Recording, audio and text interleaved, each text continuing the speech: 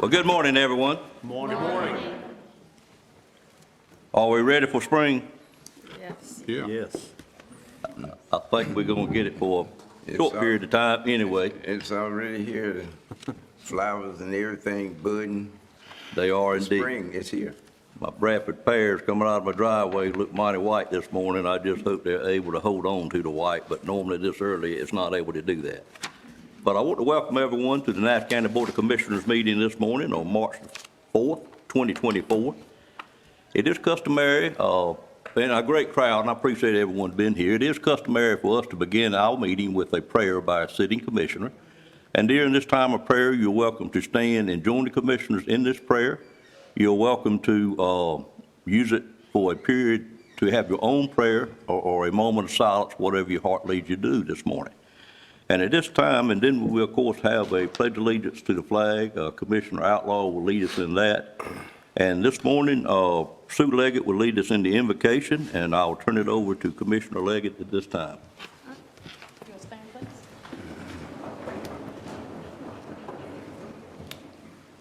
Let us pray. Dear Lord, we give thanks for this beautiful day that you have made and a chance to walk in your creation, for it is a blessing to be here to do your work. Lord, we ask for your presence here today as we conduct the business of Nash County. Please guide us and lead us to do what is right and good in your eyes. These things we ask in your holy name. Amen. Amen. Would you join us in the pledge? I pledge allegiance to the flag of the United States of America and to the republic for which it stands, one nation, under God, indivisible, with liberty and justice for all.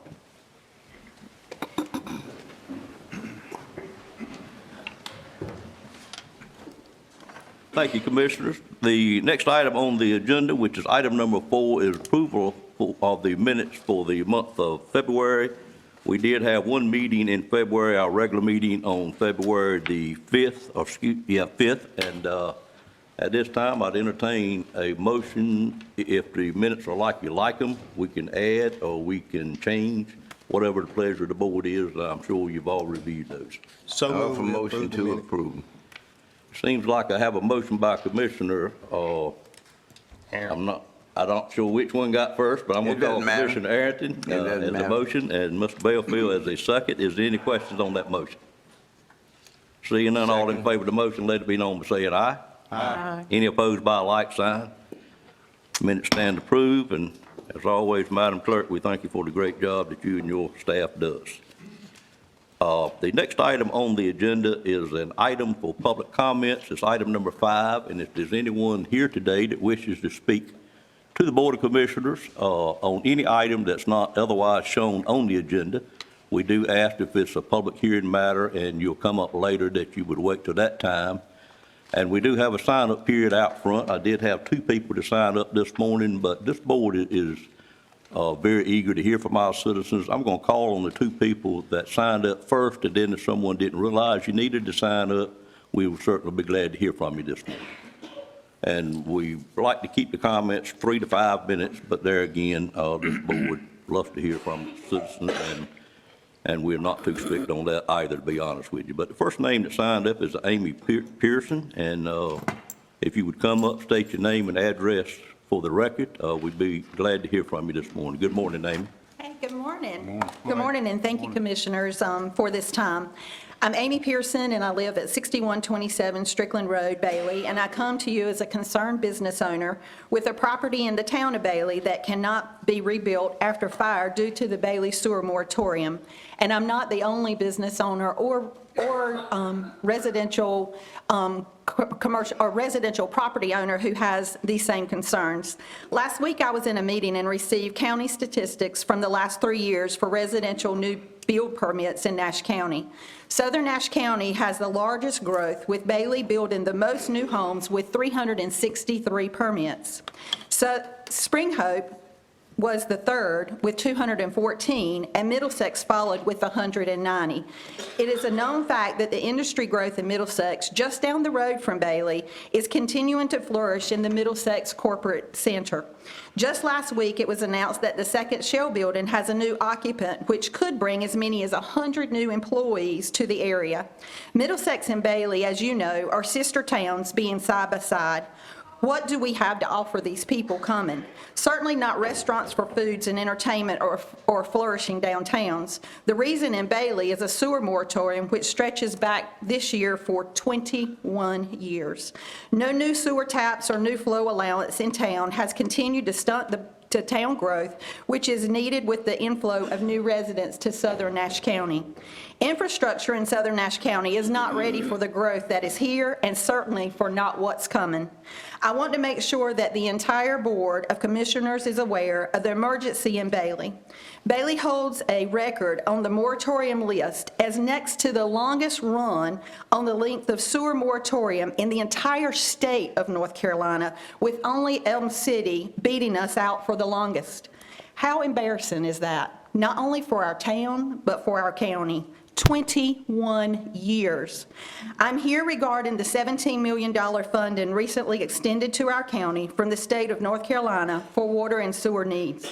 I feel I need to come to the entire board to express my concerns and the emergency that's in the town of Bailey in advance of any final decisions on how funds will be appropriated for our county. Bailey has an emergency with the state demanding repairs now. They're coming to see us weekly, asking for reports weekly and coming to see us monthly. I have done a little research, and in summary, I found that over the past few years, the county has been working with the towns of Red Oak and Dorches on the following: approximately $9.5 million for Phase 1 on Northern Nash County water, $12.5 million on Phase 2, and then another $3.5 million to dig new wells to complete the phases. My math seems to say that that's $25.5 million has been appropriated over the last few years for Red Oak and Dorches, while Southern Nash County gets nothing. And Bailey is under that moratorium that I said. To my knowledge, all funding that has been offered to Bailey Middlesex requires local matches from the towns. I'm just wondering, as a citizen, how much did Red Oak or Dorches have to pay for their 2.5? I'm asking that you consider using a portion of the $17 million available to assist Bailey, which is coming from the state and not costing our county anything.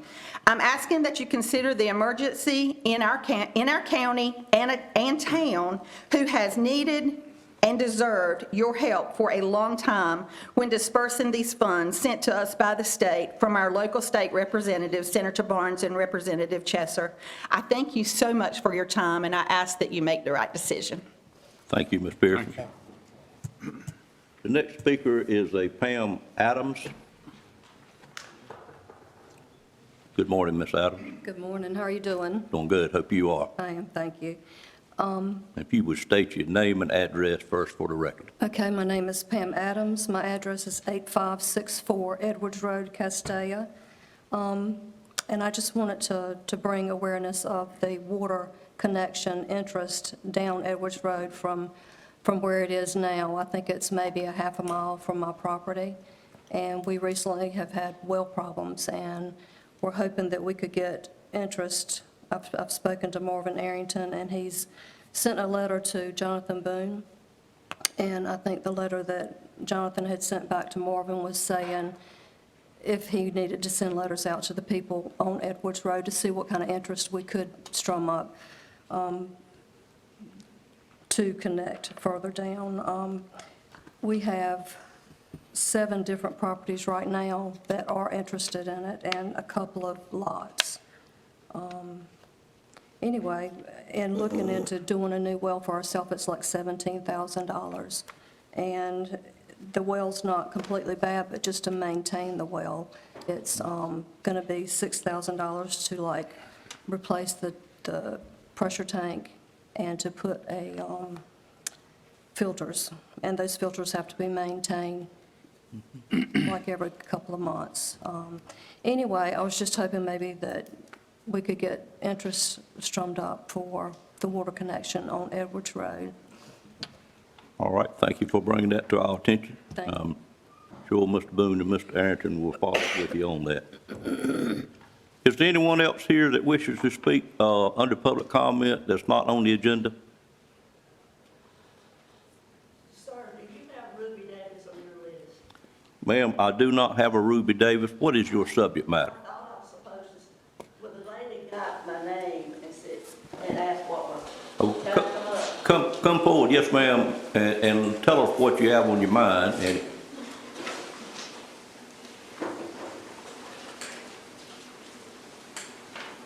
Mr. Edwards.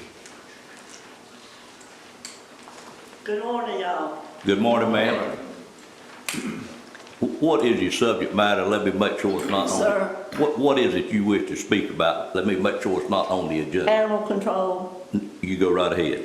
okay. If you would state your name and address for I'm the not a record. public speaker, but I have to say what's on my mind and in my heart. Could I interrupt you and let you give your Sir. name and address for the record? Oh, I live in Green Tree Village Apartments in Spring Hope. Okay, I'm sorry. You go Okay. right ahead now. I know I called and they said they put my name and what was the I'm sorry Okay. we missed that, but that is not a problem We whatsoever. have two excellent control officers, Doug and a lady officer. Mr. Chairman, I know them well, did she and they state do her it, name? Go ahead. and they do an excellent job. In the 70s, I moved back to Nash County, and because I love animals, I began helping a couple. I think their name was Ed Webb and his wife. That's I began correct. just helping them out of my heart. Yeah. And I worked with them, just things that I knew that needed, animals that needed help. And a year after I started helping with animal control, I was presented a plaque naming me Humanitarian of the Year. I enjoy every minute of it, and I love animals, so that's why I'm here. About 3 months ago, this lady animal officer, she asked me where I could find a certain drug dealer and animal abuser.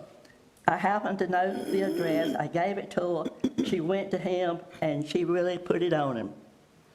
Now I'm starting on my problem. With this certain animal control officer, they say is fairly new. I called the animal control center one morning about 8:15. He answered, I told him I had a problem. I told him my address, and he said, I know where it is, just give me your apartment number. And that's what I did. And I told him my problem. That was 2 weeks ago, and he has yet to come to my apartment. I called him, in a very harsh voice, he said, quit feeding the animals, let them go somewhere else and find food. And he repeated himself. That told me he had no compassion for animals. He said he was going, later I talked to him again, and he said he was going to Green Tree every day catching a cat. And when he went a day and did not catch a cat, he was not coming back. He has yet to get in touch with me, come to my apartment, or anything. I say that he does not need that job. He has no compassion for animals whatsoever. And I have come to ask y'all for help. I know more people are coming to Nash County. It's growing. And with people, they're animals. We desperately need another control officer. This one we have now, he's not worth 5 cents. He's already proven to me. I have some cute little kittens, and by me loving animals, I took in a couple that came to my back door and was scratching, and I started feeding them, and that was probably a year ago. And where I live, we're not supposed to feed animals outside. So the manager of the store, of the apartment, she told me I had to call animal control, which I did. And since we have this new connection center, I have everything in my heart that says these little cats can find a home there. They are calicos, and if you know anything about a calico, they are darling little cats. And I keep feeding them because I know if I can get the right animal control out there, they can pick them up and take them to the Connection Center. Right. I have a friend that works there, Dr. Bob Cameron. I have known him over 30 years, and he was my veterinarian before he retired and went to work at the Connection Center. And I talked to him the other day to see if he could help me. And he said that he spent most of his time at the college, but some time at the Connection Center. So I'm trying to get everybody that knows I love animals to help me. I need someone to come to my apartment. I have a back porch that's ideal to set, I don't like to say traps, to set the cages. They come to my house every morning and every night, the little paws at my back door, and here I go feeding them. If I could get the lady officer or Doug, they have been so nice. They are dedicated people, and they are dedicated to helping animals. And if I could get one of them to come to my apartment and set the cages, I know we could get most of them. And if they're taken to the Connection Center, they'll find a home. I have a lady right now that she lost her husband a couple of weeks ago, and she had a cat that she lost the cat right along. So at church Sunday, I told her next Sunday I would bring her, because when the thing came out in the paper about the animal control, the Connection Center opening, they told all about the good things about it. And so next Sunday, I'm going to take her that paper, and she is going to go with my pastor, and she's going, and I know she'll bring back another cat, because she needs that for love and for company. Yes, ma'am. Which is what I know. But I need either Doug or the lady officer to come to my house. Let me show them, because they come every morning, every night, and set some cages for them and take them to the center, because they need a home, and I need to get my manager off my back, because she said she was going to call animal control. And my name is Ruby Davis, and my phone number is 252-478-3662. And that's, I've already forgot, Green Tree Village Apartments there in Spring Hope. Right. And they can leave a message on my telephone, so I'll know how I can talk to them. But I need help, and I know these people can help me. And I feel in my heart, I would feel so much better knowing they were going to the Connection Center. Because from what I can read in the paper, and I have saved that paper, and I read it over and over, and I feel like if I can get y'all to help me, they can find a home, they can be warm at night, and they don't have to go out trying to find food. And I can get the lady off my back to call y'all.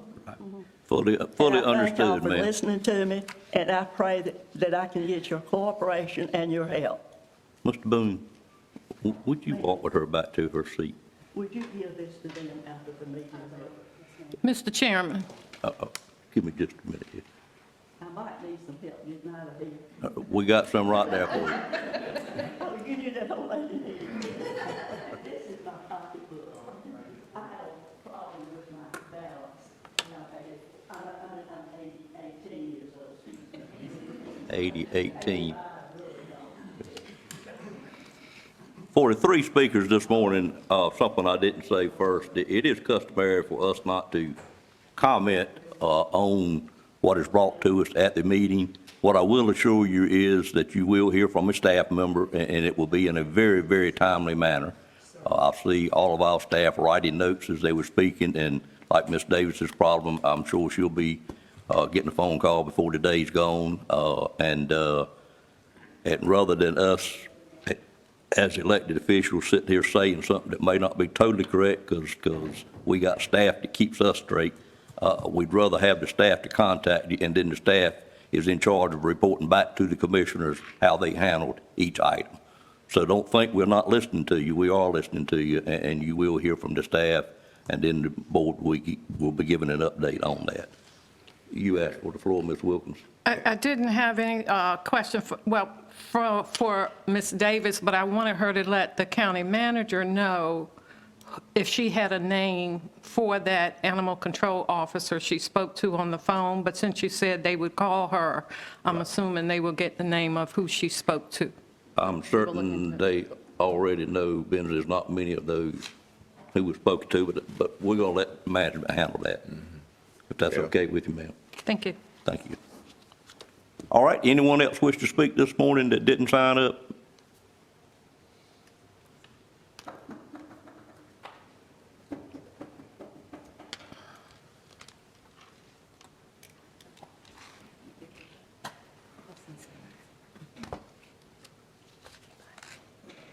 Good morning. Good morning, ma'am. Morning. My name is Aileen Joyner.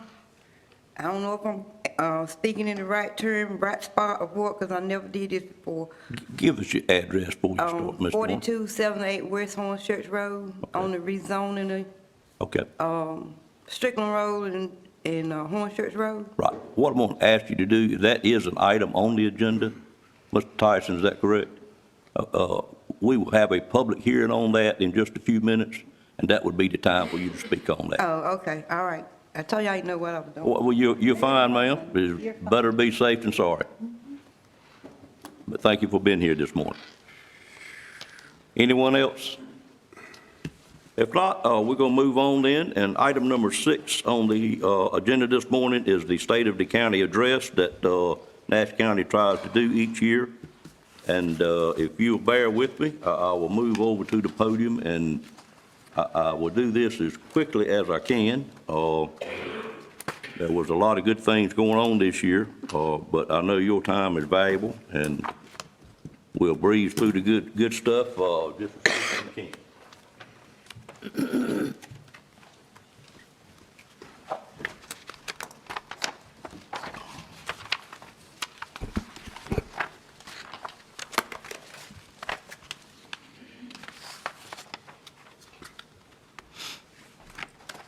To get me started, I am going to say good morning again. If y'all could do me like you did the first time. Good morning, everybody. Good morning. I always, as a public speaker, I'm not comfortable doing that. I know a lot of you have a problem believing that, but I try to get myself acclimated to the subject matter at hand. I used this a couple of months ago, but some of us attended a meeting by association, and at the end of the meeting, they gave us Legos for ever how many commissioners you had. So we left that meeting, the ones that attended, with 7 Legos. And I keep that sitting in front of me each meeting. And I pointed out today because the exercise at that particular class we went to, and it was how to be an effective leader for an elected board, was to show you and keep it fresh on your mind that you are one of 7, in this case, on a board. And I'm very pleased to say that our board works together well, and it's an easy board to lead, quite frankly, because they're very engaged, and I thank them for everything they do. And we'll talk about that just a little bit more a little bit later. First of all, I do want to recognize some guests that I've got here this morning. We asked our towns if they were free to send a representative to hear what's going on in Nash County, and I'm very pleased to say that quite a few of them done that.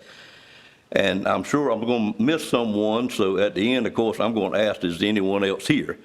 But I do see from the city of Rocky Mount, Javaris Walker, Mr. Walker, Councilman Walker, would you stand up? You're not going to get by with waving at me. I appreciate you being here this morning.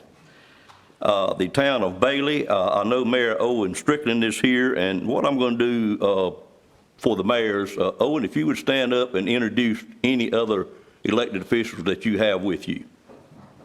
Thank you. I have the Mayor Pro Tem of Bailey, North Carolina, Mr. Walter Wells. We thank you on behalf of the board for being here this morning. Thank you. The town of Dorchester, I see the Mayor Jackie Vick. Mr. Vick, thank you for being here this morning.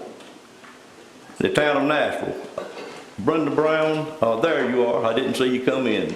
Good morning, ma'am. Good morning. And you have quite a few members. That's great. I have the town manager, I have the pro tem, Larry Taylor, I have Mr. Lund, and I have Mr. Harris. And it was a pleasure being here. Thank y'all for being here. And Mr. Taylor, thank you. I know when I talked to you on Friday, I believe you were somewhere in the southern part of Florida. I was. I thank you for thinking this much of Nash County to drive all the way back to hear this speech this morning, sir. I missed that 80-degree weather. I bet you do. Yeah. The town of Whitaker's Mayor Sammy Hopkins. Here we are. Good morning, sir. Tell everybody, communication got lost. understand. We're all busy people. Thank you for being here.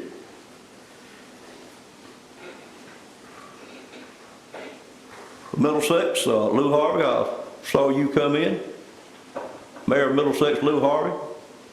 Thank you for being here, sir. Thank you. And I'm going to move on. Did the sheriff come back in? Don't think he did. The elected official, Keith Stone, was here just a few minutes ago. We also have our representative for District 25, Alan Chester. Would you stand up, Mr. Chester? Thank you for being here this morning. And we have our Senator Lisa Barnes. Thank you for being here this morning.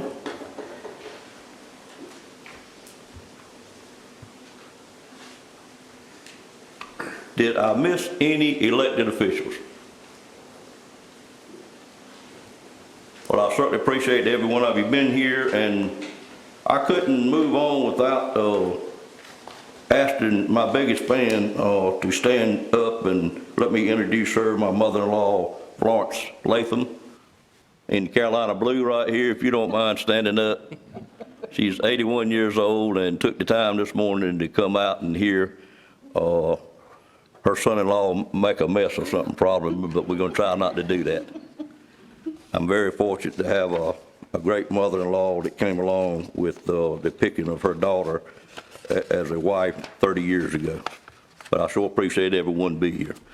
Well, good morning. On behalf of the Nash County Board of Commissioners, I am pleased to present the annual state of Nash County for the year 2023.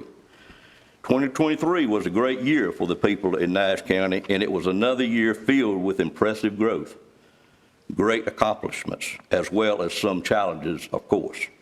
I am proud to say we met those challenges head on, and our county is stronger as we start 2024. And we met those challenges with the help of everybody in this room. As we moved out of the COVID era, Nash County is learning to navigate post-pandemic workplace challenges. We are working on being flexible to accommodate increased employee turnover, as well as increasing demand for flexibility. Nash County is committed to creating a flexible and collaborative work environment while still maintaining a high level of productivity and customer service. We are hiring, we are growing, and we would invite you to please come and grow with us or find the people to help us grow. A quick review of 2023. There are 21 departments and countless. I've got here 21 departments. There are 21 departments, including a couple of them are called the Office of, which is the Register of Deeds and the Sheriff's Department. There are 21 of them that provide countless services by Nash County government. In total, we have 630 active permanent employees. Our Nash County employees, as we all know, are our greatest assets. And they work very hard to keep things running smoothly in Nash County. That being said, I always like to start this report off by recognizing that staff that we just spoke about. In 2023, our county was focused on creating succession planning and more focused knowledge transfer within the department. That was because we realized we had an aging workforce. Because of this effort, we had 26, and I think that's a great number, 26 internal promotions to leadership positions. A few highlights of the year include, for those promotions, Jonathan Boone, who was promoted to Deputy County Manager. Mike Gaynor was selected as our new county attorney. Mike, if you would raise your hand. Liz Lloyd joined us as an Assistant Health Director. Tia Fuller was selected as our Assistant County Manager and Opioid Settlement Manager, something we're all very interested in. And Dale Griffin was promoted to the EMS Division Director. While we are welcoming 147 new full-time employees to Nash County in 2023, we had 111 full-time employees leave Nash County in 2023, with a lot of those being due to retirement.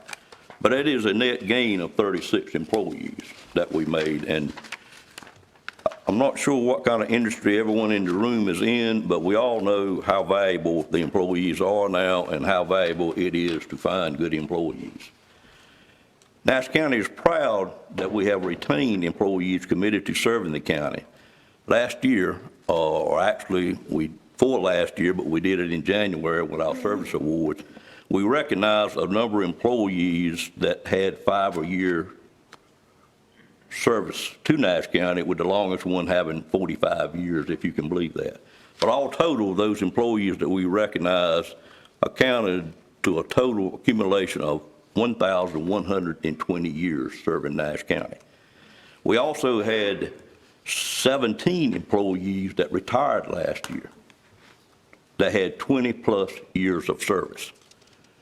That's to me, speaks well of Nash County. It shows that Nash County is a good place to work, and some people choose to work here their entire career. We know the world has changed, and that's unusual now. The younger generation, it's not uncommon for them to move around quite a bit, but we're going to do our best once they come to work to Nash County to keep them in Nash County. But you look at that list, you see a couple of 30 years, and Sharon McCoy, who she and her husband both work for the county, 38 and a half years serving Nash County.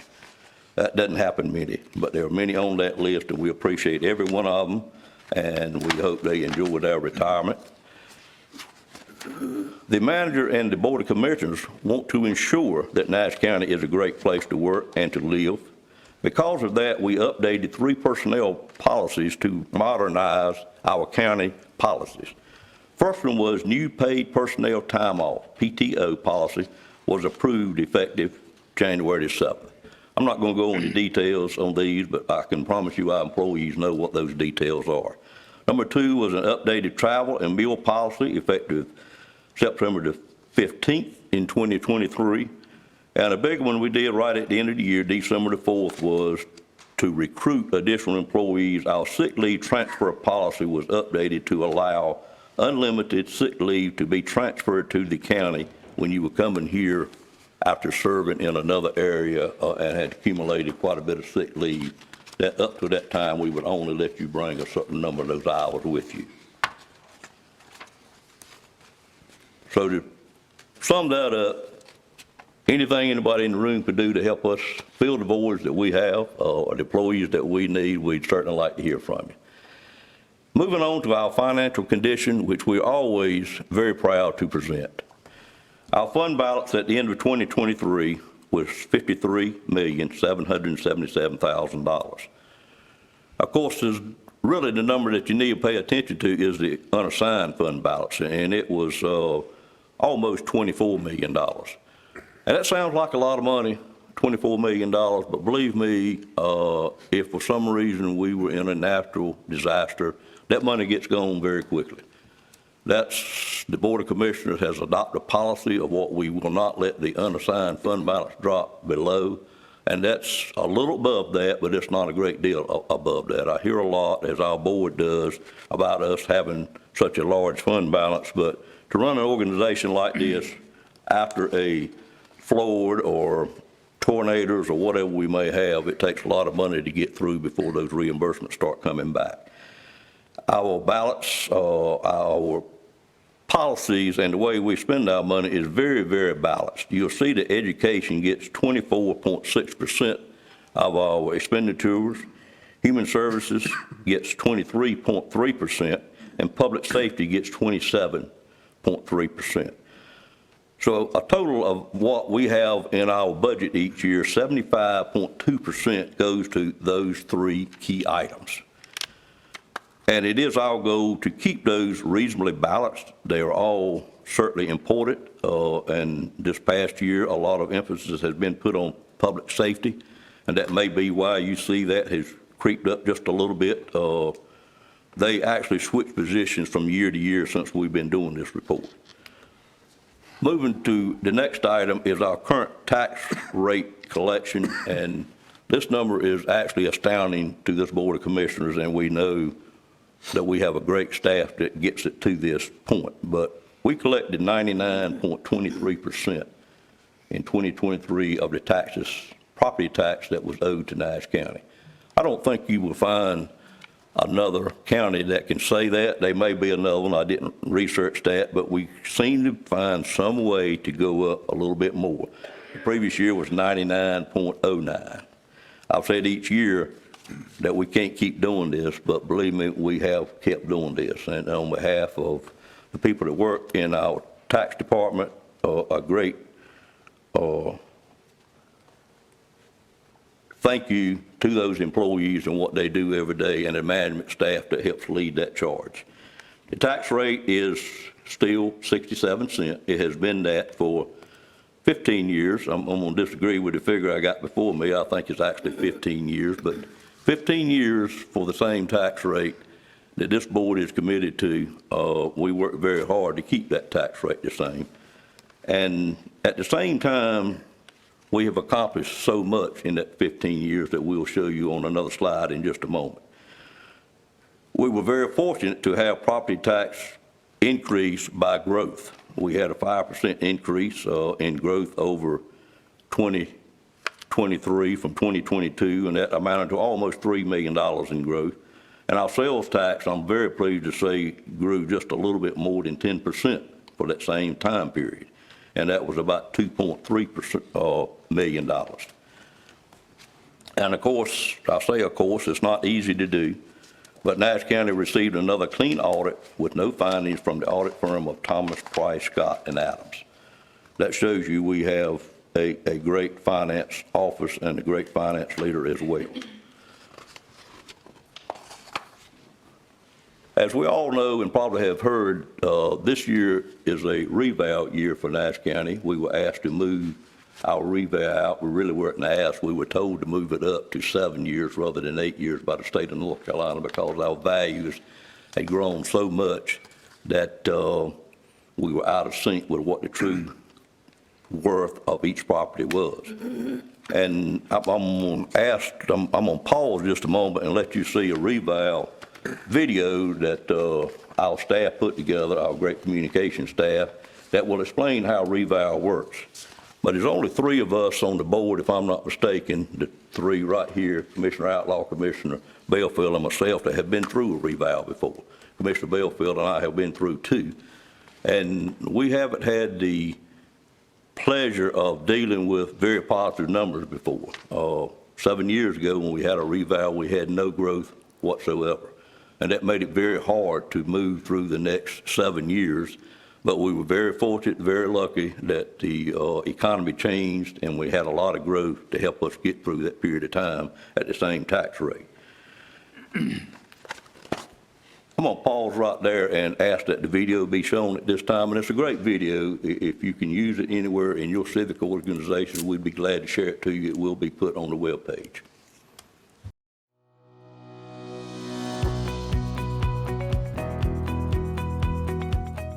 What is property revaluation?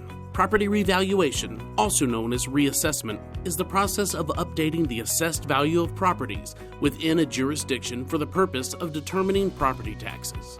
The state of North Carolina mandates that all 100 counties must perform a revaluation at least every 8 years. Some counties choose to reassess values more frequently, but Nash County's revaluation is usually on an 8-year cycle. So why is Nash County reassessing values early? You have probably noticed that homes and property prices have reached historic levels since Nash County's last revaluation in 2017. Values have increased so much that the state of North Carolina requires Nash County to reassess property values a year earlier than expected. Many counties around us are also going through the revaluation process. This action was triggered by a formula called the Sales Assessment Ratio. Every year, the state randomly selects properties that were sold in the county during a select time frame. If the county's assessed value of the properties is lower than 85% of the sale of the properties, a revaluation is triggered. After our 2017 revaluation, North Carolina's sales assessment ratio of selected Nash County properties was 98.42% of market value. Since that time, our sales assessment ratio has fallen to 62.41%, triggering a property revaluation. How does Nash County reassess property values? Nash County hired Pioneer Appraisal to perform this year's revaluation. Assessors from Piner review various factors that can influence property values, such as the size and age of your property, changes in the real estate market, and property improvements and deterioration. They use this information to reassess the value of each property to ensure that it reflects its current market worth. In early March, property owners will receive a notification of their updated property assessment, along with information on how to appeal if they believe there are errors in the assessment. Nash County then uses the updated assessments to calculate property taxes, an important revenue source for funding essential public services and infrastructure projects. An appeal process is included in the notification you receive by mail, which can also be found on Nash County's website at www.nashcountync.gov. The process includes formal and informal appeal opportunities. Will property taxes increase due to the revaluation? The purpose of tax revaluation is not to create more revenue, but to provide an accurate and equitable assessment of values countywide. Nash County may choose to remain at the tax rate of 67 cents per $100 valuation, or change to a new rate. 7 years ago, during the last revaluation, Nash County held the tax rate at 67 cents when property values decreased. During the 2009 revaluation, the county lowered the tax rate from 70 cents to 67 cents. The tax rate decision will be made later, during this year's budget process, and is expected to be adopted by the Board of Commissioners no later than June 30th, 2024. Once approved, the new tax rate will be used to calculate 2024 property tax bills expected to be issued to all Nash County property owners in the fall of 2024. If you have any questions about Nash County property revaluation, please contact our tax office at 252-462-2778 from 8 a.m. to 5 p.m. on weekdays. I want to thank the staff for putting that reval video together there, and I do see several realtors in the room. If you can use that at any of y'all's meetings to help explain how this works, we'd be great. Be tickled to share it with any organization that may need that. Now, once we get these notices and realize what the increase has been, it is our job as a Board of Commissioners to find the correct tax rate with the higher assessed value. And in doing that, we promise that we will be fair with our citizens, the taxpayers, and not take advantage of the situation that we are in. We know we have increased needs through the county, particularly as it relates to our employees and been able to hire employees and pay rates that we're able to pay. But this board is committed to looking at this very carefully and selecting that tax rate that fulfills the needs moving forward with the county, and at the same time be fair with our taxpayers. That's a commitment that our board will make here this morning. I'm going to move on now and try to speed it up just a little bit. We're going to talk about grants just a little bit. And it was a fantastic year in 2023 for grants for Nash County. Grants secured in 2023, and please listen to this number, it was right at $32 million. That's a lot of money, $32 million for a county the size of Nash County to obtain in 1 year. And there again, it just shows the staff that we have in our administration as well as our grant department that works so hard to write those grants so we will be considered, but more importantly to keep up the paperwork for those grants so we will be considered again in future years when the same grant rolls around again. I think we've probably got one of the best reputations in the state for how our grant department handles the grants that we receive. Everywhere I go in our meetings throughout the state, I hear about from grant writers how pleased they are to work with Nash County and the staff that we have accumulated or put to work here in Nash County, and that will continue moving forward with new leaders involved. The grants that we administered in 2023 were $23 million, and that means that we worked through $23 million worth of grants that year. And grants that we applied for in 2023 were $30.5 million that we did not get. So we don't get everything we apply for, but that shows you how hard they work, about $60 million worth. I've got a list here that shows those grants, and there were 16 of them that we worked through that got to that total. of $32 million, and it's a long list, believe me, and it's a lot of things that this county needed, and it went from housing rehabilitation right on through many, many things, and we were so fortunate to get those. And the grants that we administered in 2023 were 20 different grants. And there again, to be able to work through that and look after all that paperwork, I don't know how they do it because we don't have a huge grant department, but they do it and they get it right, and it makes us look very good to those people that award the grants. And so we, as I said, there were about $30 million that we didn't get awarded, but Madam Manager, you may not like us doing this, but you told me to stay out of January and not talk about January, but we're going to show one sneak peek of what happened in January, and I'm not sure we've got a slide on that or not, but let's move forward if we do. Yes, it's a spoiler alert, as we called it. In January, or actually, I don't know whether it's January or February, I was so happy that day, I'm not sure what day it was, but you'll see a picture there where we received one of the grants that we didn't receive in 2022 or 2023 was $30 million grant from the need-based school construction for a new middle school. We applied 2 times prior to that, but in 2023 we did not get that grant.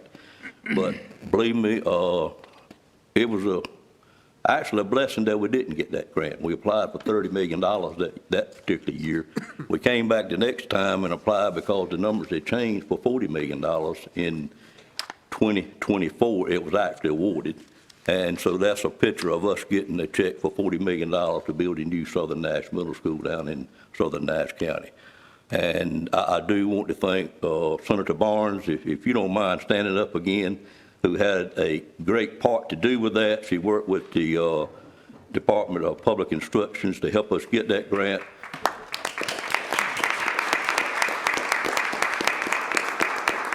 And Representative Chesser, I remember what you said that day. You see Representative Chesser in the picture as well, that he was her biggest cheerleader, I think you said, Representative Chesser, in helping us get that grant as well. So on behalf of both of you, we can't thank you enough for Nash County getting that, and I'm still dreaming about it a little bit, us getting $40 million, quite frankly, and waking up thinking about that particular day that we got that, because she came to town unbeknown to the majority of us that was what was going to happen. Senator Barnes hadn't told me yet where she knew it that morning or not, but anyway, it did indeed happen. But so we were able to make up for one we didn't get. But grants, you know, it's no such thing as free money, and I won't get off on one of my tangents this morning, but they are a fact of life this day and time, and it's our job to get and be present to receive any grants that we can obtain to help our citizens in Nash County. Now, moving on to economic development.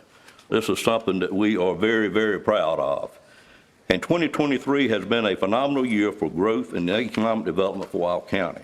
Our slogan is Nash County, where business meets opportunity. Each time you come into Nash County on an interstate, if you look at that sign that says welcome to Nash County, you'll see where business meets opportunity.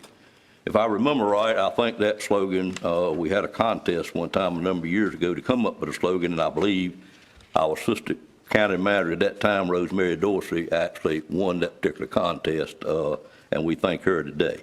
Well, let me tell you, business is booming in Nash County. In 2023, our economic development team recruited and developed over 108 county projects. Of course, all projects do not pan out, but we closed out the year with 43 active projects. At the end, our scoreboard was as follows. Economic activity, we obtained 210 new jobs, and new investment was almost $600 million.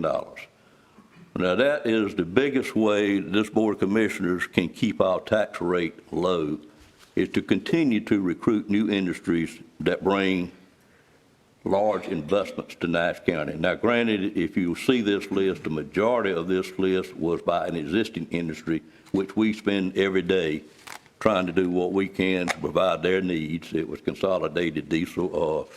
Mr. Ayrton well knows because he's been an employee there quite a few years, but they committed to do a major upfit of that, and we work every day, as well as our community college, who is represented here today, in providing the training that our industries needs, but it's a whole lot easier to keep an industry that you have than it is to bring an industry new from another location. But we're doing well in both regards. Our project pipeline, 25,000 potential new jobs, 19.5 billion worth of potential investment. Now, those are large numbers, and that's our pipeline, which means that's what we've had the opportunity to look at and that we are currently working on. So I can promise you 2024 will be another great year for our economic development team. Residential development. This is an amazing number to me as well, because I've been here a long time, and I know when we used to be tickled when we got 60 new housing permits in a year. But in 2023, in Nash County, outside of the city of Rocky Mount, because they issue their own permits, we issue permits for everywhere else in the county, we had 550 new single-family dwelling units. In the city of Rocky Mount, they had 119 new single-family dwelling units. So in 2023, that's 669 new homes that were built in Nash County. And that has a total assessed value of well over $1 million as well. But when you look at the number of over $1 million, 115 million versus what we did in economic development, it shows you, which is about 4 times more in economic development than we did with all these houses. It shows you just how important economic development is. We were proud to announce in our economic development the projects that were closed, and those were the projects that were closed in 2023.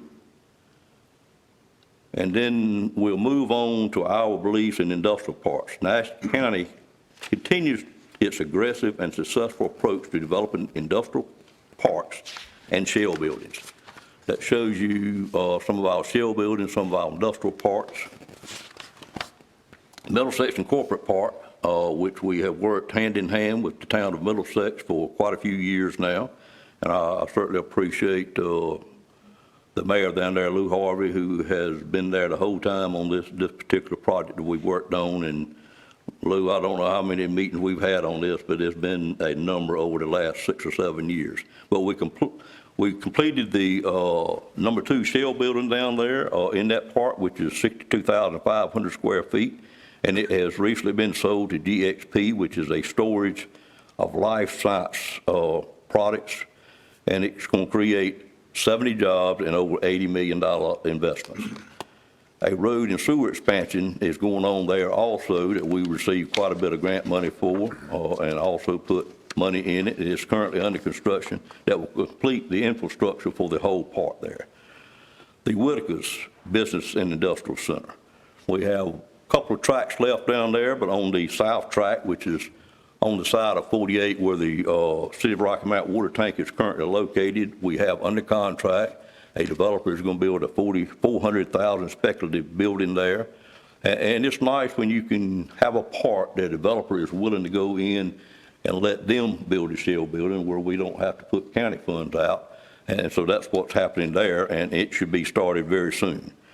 The I-95-97 track, Nash County has recently completed a shell building on that, and it's a 100,000 square foot shell building. That is ready to receive project activity and is ready to be sold, and I understand from our team that they are showing it very frequently. In fact, I think we've got a company coming in the morning that we're meeting with about that particular one. It will be under development soon by a prospective buyer, I feel quite sure. Our board is really committed to putting up shell buildings because that shortens the delivery time for an industry. It gives us a whole lot better seat at the table, and it's just the way what we can only afford to do so much, but what our commitment has been with the management staff's blessing is when we sell a shell building, we immediately invest in the next shell building. Over here at Nashville Business Park and Industrial Center, we just last week finalized the plans for that. Town of Nashville is a shared responsibility. They prepared a site for us, did the site work, and the county is going to invest in build a 40,000 square foot shell building, and I understand that those proposals will be going out later this week or early next week, so you'll see that begin very soon as well. And that's what we rolled the money into out of the, at Middlesex, we're going to do the third shell building, but then we got some help from the state, and we're putting it in a shell building at the Nashville Business and Industry Center. So it's great to be able to work with the towns in Nash County to do what it takes to bring industry throughout the county. And then we have a mega site that is located in the northern part of the county, and Nash County was selected, again, very fortunate, as one of 6 mega sites through the NC Mega Site Readiness Program.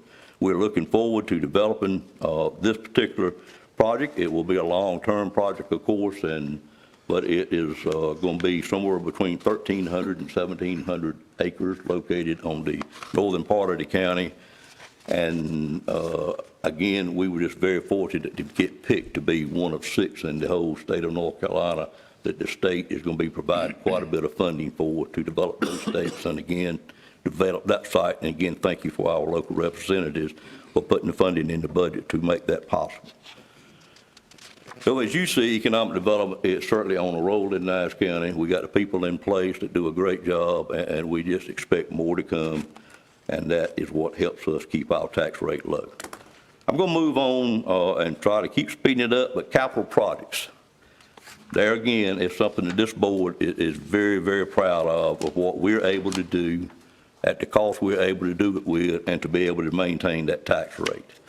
One of my favorite things is to see the viable growth and improvements of our Nash County assets. We have a lot of short-term and long-term capital projects in the works. There are many items on this list. I'm not going to go through them. I'm going to try to keep speeding it up, but I'll just hit a highlight of some of the larger ones. The Red Oak Elementary School was completed in 2023. That was about a $20 million build, and we were very delighted to get that done. We just recently, in the last few weeks, completed the expansion at the detention center and moved inmates. That was a $19 million investment that Nash County made. And I think we borrowed most of that money, but anyway, it was something that was so sorely needed to get additional containment cells. And we have just relocated the prisoners in that, moving forward. High-speed internet. We have spent in rural county of Nash right at $13 million on rural internet, and the county's part of that, we were spending $4.5 million of our own tax money in doing that. A lot of that has been spent, and most of it is spent in rural North Carolina, a lot of it in the southern part of the county. Mr. Combs and Ms. Leggett has been very adamant to concentrate on rural internet in the southern part of the county. It is a county that is growing. It's industry that's moving in down there. And believe me, you just got to have rural internet. It's almost, I've heard it say many times that it's almost as important as having water. So to bring small industries and small businesses that work out of a home, and it is very important to have that. And we're working throughout the county, but a big concentration of it so far has been in the southern part of the county. And I want to thank Mr. Combs and Ms. Leggett for their insistence on us continue to spend a lot of our money at that location. We also are building at the, in conjunction with the Nash County School System, a new field house for Southern Nash. It is about a $5 million project, and it's one that has been sorely needed for a long time. It's the only high school that we have that doesn't have an adequate field house. Those are some of the capital projects, and it's actually 17 projects that we have worked on. But to continue to move, we will go to other noteworthy personnel changes.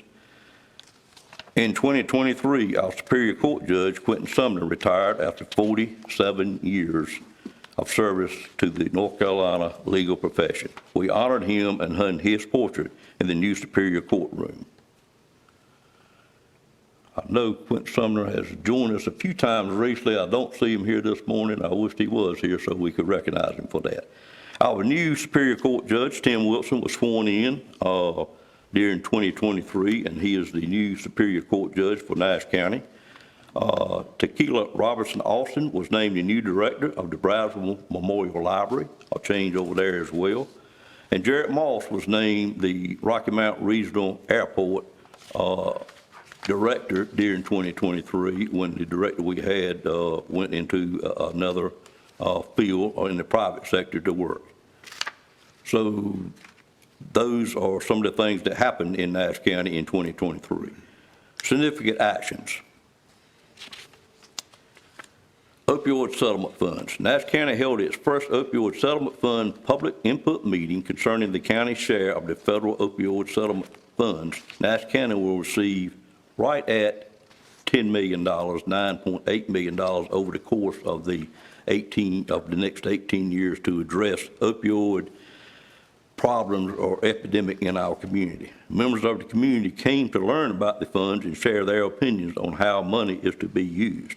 Nash County Opioid Settlement Manager, Tia Fuller, will engage with local residents, community partners, local providers, and county staff to develop and implement our opioid action plan over the next few months. So we will continue to ask you to work with our new Assistant County Manager on this project. It is a project that is very dear to many of us' heart. It's a problem that we have in Nash County, and it is a problem that very adversely affects families throughout the county. I am one that's very passionate, as well as the other commissioners, in doing what we can to help get our citizens often the addiction that they're on, but at the same time to continue to work to try to keep those drugs out of Nash County with the help, of course, of our law enforcement officers. Citizens Academy. And we have been doing that since 2008. The Nash County Citizens Academy provides residents and business owners with an opportunity to learn about the structure and function of county government through a free 8-week course. Participants will have an interactive, hands-on opportunity to see what it takes for Nash County to operate. Staff will offer a behind-the-scenes look at Parks and Recreation, public utilities, public safety, including a visit to the 911 center. 20 Nash County residents graduated in our 2023 class, and currently we are recruiting, and I'll repeat, we are currently recruiting citizens to join the 2024 class. And if you contact our public relations team, they will be glad to have you sign up. It's on the web. But I've never heard anybody that goes through that wasn't very impressed in what they learned about Nash County, and we certainly invite you to do that. Our community, I always have trouble with this word, commemorative courtyard, something we started a number of years ago. 2023, 2 great Nash County leaders were recognized in the Nash County Administrative Building courtyard. The late Mary Wells, who was a commissioner, and the late J. Claude Mayo Jr. were both members of the Nash County Board of Commissioners. As we all remember, Mr. Mayo was the chairman for 18 or 19 years and did a lot for Nash County in those years. Another important thing that happened in 2023 and that our staff and our board had worked on for many years is the MedPark building at the hospital campus. That was what originally started to be the Nash Edgecombe Mental Health Building. Some of you in here are familiar with that building. It's 62,000 square feet. And we were very fortunate to finally settle all of our lawsuits with East Point and gain possession of that building, which we own with Edgecombe County. Since that time, we have bought Edgecombe County's part, and so we now own that building, which is on the back of the campus, right up against 64, as you see there. And we are still in the process of assessing that space and determining the best way to use the space for our health department moving forward. Our tornado response. The northern part of Nash County experienced a tornado in July. Governor Roy Cooper said he believed what happened in the aftermath of a tornado was an example of the way emergency management and operations should work. We appreciate the collaborative and partnership with the City of Rocky Mount, the Town of Dorchester, and North Carolina Emergency Management as we work through the response to recover from that event. It was very eye-opening to see the very afternoon after that tornado, the events that took place and the people that got involved in that so quickly. And I hope Mayor Vick will agree that we all learned how important it was to have a cooperative working relationship between our governments in Nash County. But that thing, even though it was a terrible disaster for many people, I think most of the people that were affected will tell you that they were very pleased with the response that all governments at every level were able to provide them to help them work through. We have a digital literacy partner with Cloudwise, who we have worked with for many years in our rural development and also municipal development for internet. And we hired the Camden Institute to provide 2 rounds of digital literacy courses in Nash County. The Institute implemented computer basic courses which covered 4 main topics, areas over 8 total hours of training. Topics included computer basics, documents and typing, internet basic, and online life. Laptops were provided through the class partnership to use during the course, and participants got to keep the device upon successfully completing the course.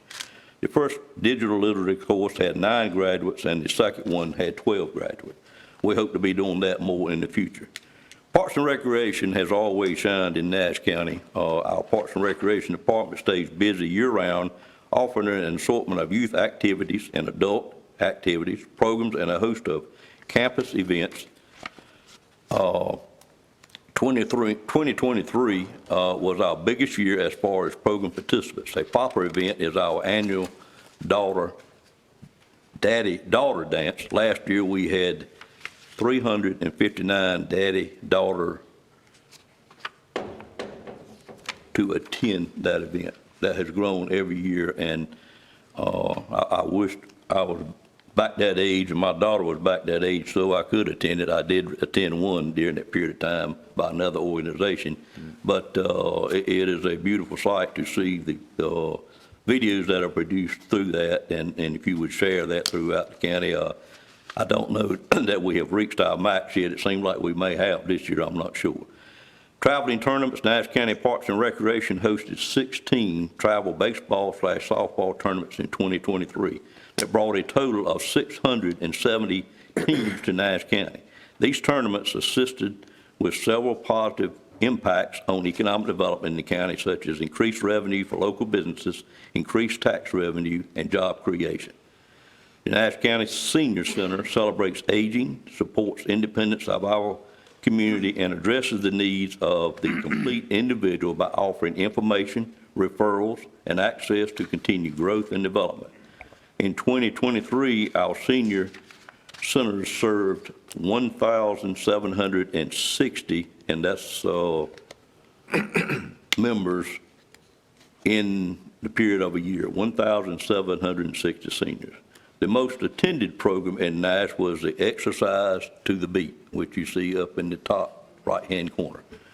I invite you to go over sometimes and watch that. It is pretty fascinating as well. And I do want to make an invitation on Friday of this week. The Southern Nash Senior Center will host a 5th-year birthday party there at the center. It will be open 5 years, and particularly those that are from the southern end of the county, we would invite you to go to that.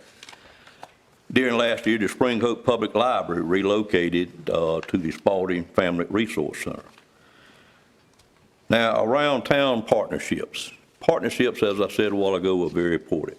Grant programs. Nash County was awarded $900,000 from the North Carolina Commerce. We coordinated with the municipality to find eligible projects that could be completed throughout the county. The county has requested a walking trail extension at the Castalia Community Park and the Spring Hope Community Park. Library desktop computers for Spring Hope, Whitaker's, and Middlesex.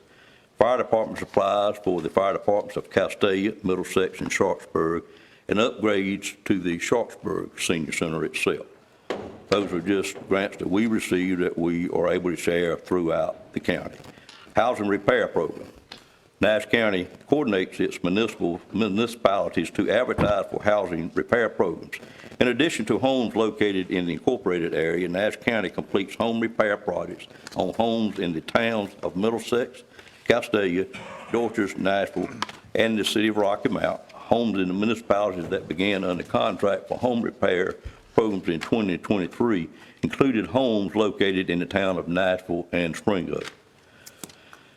Another item that has been a long-time project coming is the collaboration towards school demerger with our neighboring county, Edgecombe County, and our two school boards. Nash County worked throughout the year to submit a joint Nash-Edgecombe plan to the state for the demerger of the public school systems.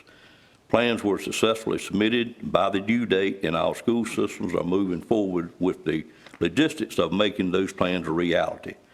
That plan goes into effect July the 1st, and again, we appreciate the help of our local representatives in moving that forward. And in the next school year, which will start sometime in August, all the Edgecombe County children that live in Edgecombe County will be educated in the Edgecombe County schools, and all the Nash kids will be relocated. The ones that were in Edgecombe County schools will be relocated back here. The only exception to that is the Rocky Mount High School. We are, even though the bill didn't cover that, but both counties agreed that we would allow every student that started at Rocky Mount High School to finish their high school career there if they so chose to do that. It was just the right thing to do, and we have agreed on the funding for that. So you'll see over the next 2 or 3 years, some of those children in Edgecombe County still being educated in Nash. But that is correct, definitely the right thing to do. A major, another thing that we'll be working on moving forward is in economic development. We all know you have to have water and sewer. We need a water and wastewater regional sewer supplier, and we'll be working with the city of Rocky Mount and being that particularly on the northern end of the county where we have the new mega site. Nash County, many, many years ago, got in a partnership with the city of Rocky Mount.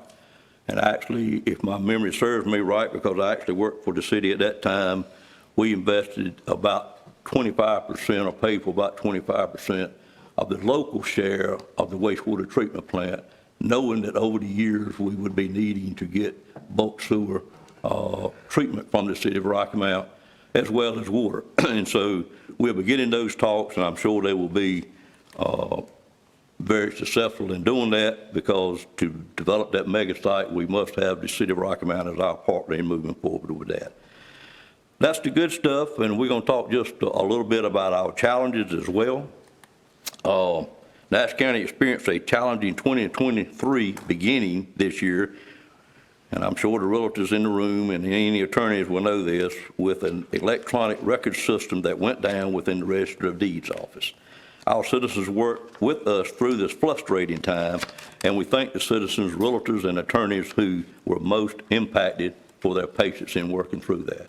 We hope we got things in place now that wouldn't allow that to happen again, but all of a sudden, we just had a meltdown of the system in the Register of Deeds office, which means you couldn't sell real estate, you couldn't record deeds, and I think I probably got as many calls on that subject matter as well as the other commissioners of anything that has happened in Nash County in a long time. But fortunately, we were able to get it fixed and got something temporary in place, and we all worked together and made that happen. Also, we all know, because we were in the news quite a bit, we also faced a challenging year within our Department of Social Services. We gained the assistance, and we look at it as we gained the assistance of North Carolina Department of Health and Human Services in September and embraced their support. Nash County has made significant progress with this support in establishing and following protocols and workflow. We have been extremely successful in the recruitment of some key staff members to help continue the progress and ensure our future success. We are confident in our future and provide a dependable service to our citizens through that department. The state is still with us at this time. We thank them every day for the investment they have made in helping Nash County, as well as what they have done for other counties throughout the state. in helping us work through this, and we are approaching a point where most likely they will be moving on to another county or whatever things that they are responsible for. But we just, again, thank the governor, the Secretary of Health and Human Services, and anybody that was involved in getting us the help that we needed to work through that particular item. We got new leadership in place, and it's just a lot goes on down there, and quite frankly, I learned a lot in the last year on that department that I didn't know. It's a very difficult job that many of those citizens, particularly in child welfare, have to do day in and day out. They see things that we have trouble even imagining, but I think we're in a much better place to be able to handle those emergencies when they do come up. Now, I'm going to move to the most enjoyable part, which is to say thanks. Many people we can say thanks to. I'd like to give thanks to the Board of Commissioners first. This diverse group of 7 have been elected by districts, by the citizens, to serve the citizens of Nash County. I'm proud to say that although we do not always agree, we work well together and are respectful of each other at all times. You don't see that in every elected team. We work as a team. The commitment of our board is unmatched by any other elected body, in our opinion. In 2023, this is an example, we had 30 Board of Commissioners meetings.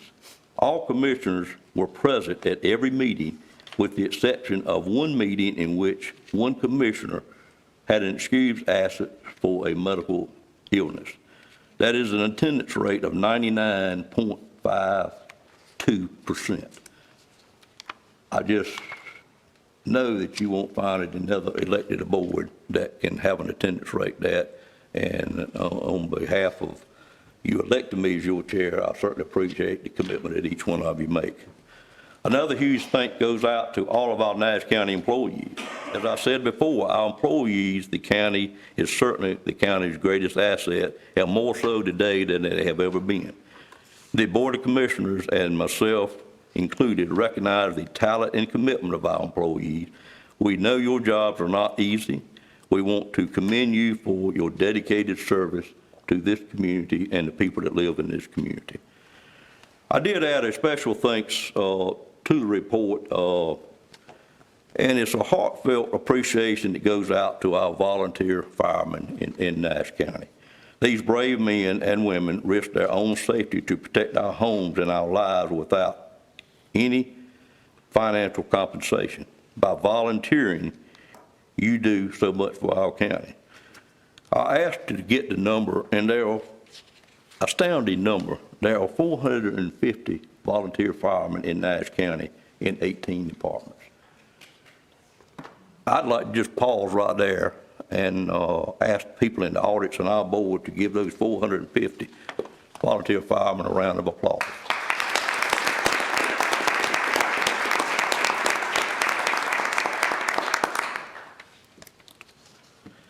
And on behalf of all of us in the room, we wish to extend our highest gratitude for all that you do for the people of Nash County to those 450 volunteer firemen. And then I want to thank our citizens. I may be a little biased, but this board thinks Nash County has the best citizens in the state of North Carolina. Whether you were born and raised in Nash County or you have chosen to call Nash County your home, we welcome you here.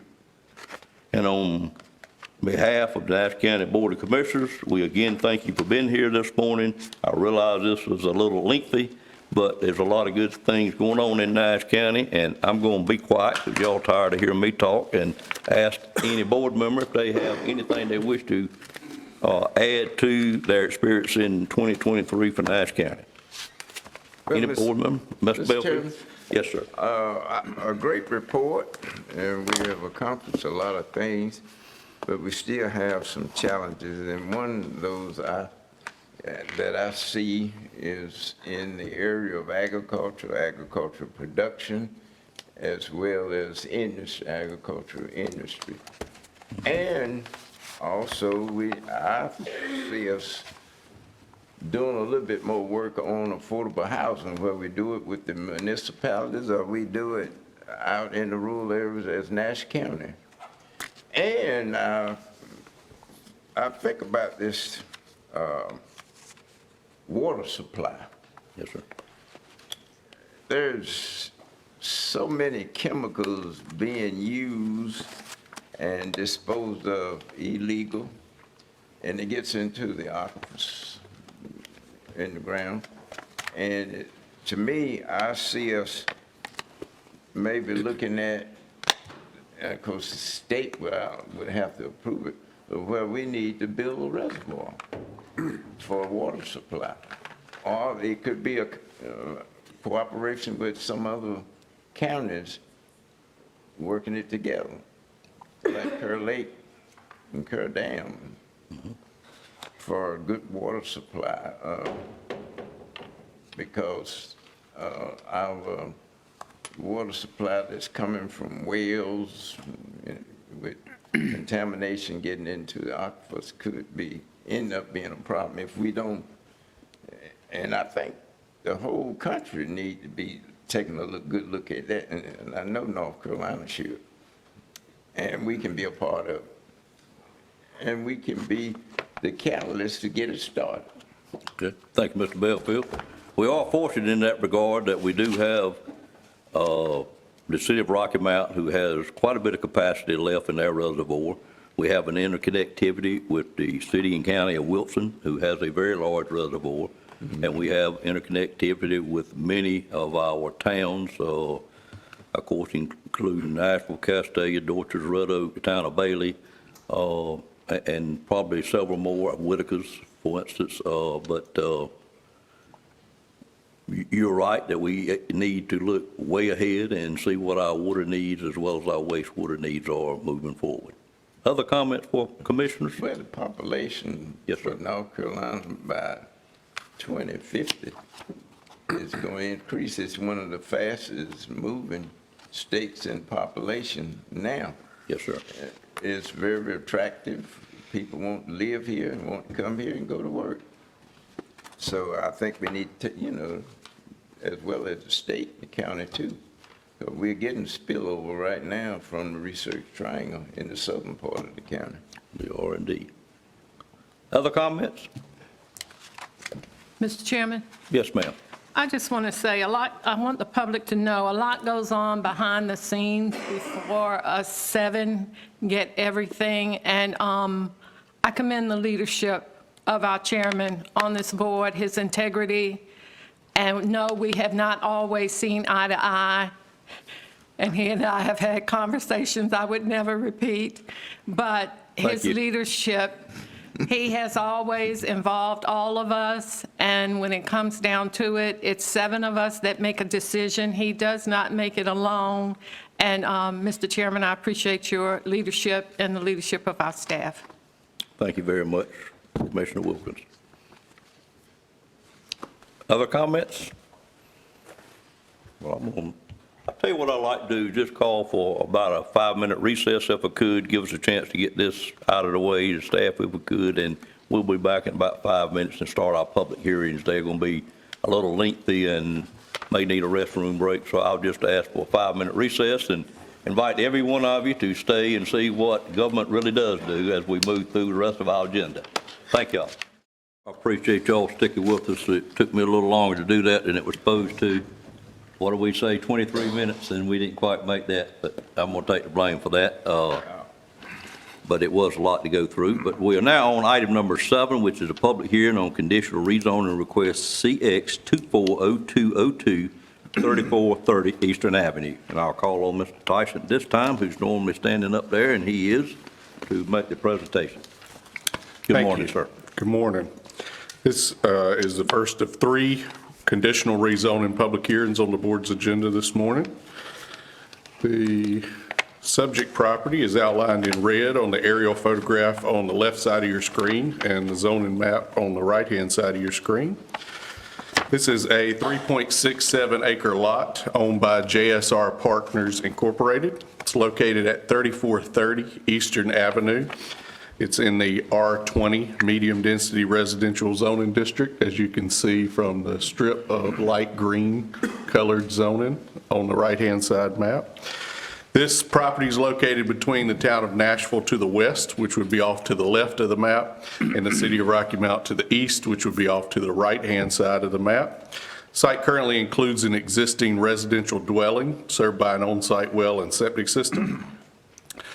What's unique about this property is its location immediately adjacent to Shell Castle Road, here to the left side of the property, which is the entrance to the 33-lot Shell Castle residential subdivision established in this location back in 1998.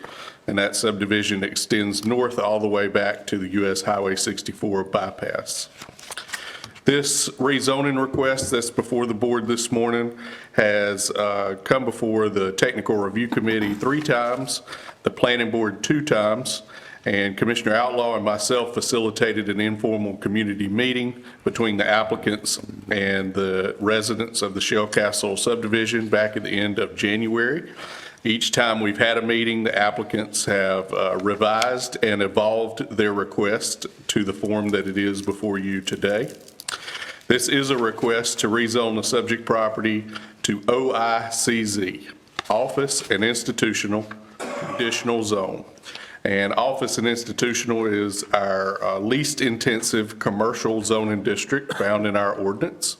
And this is a conditional rezoning, and so it limits the particularly allowed land uses even further to a limited subset that is on the screen in front of you there.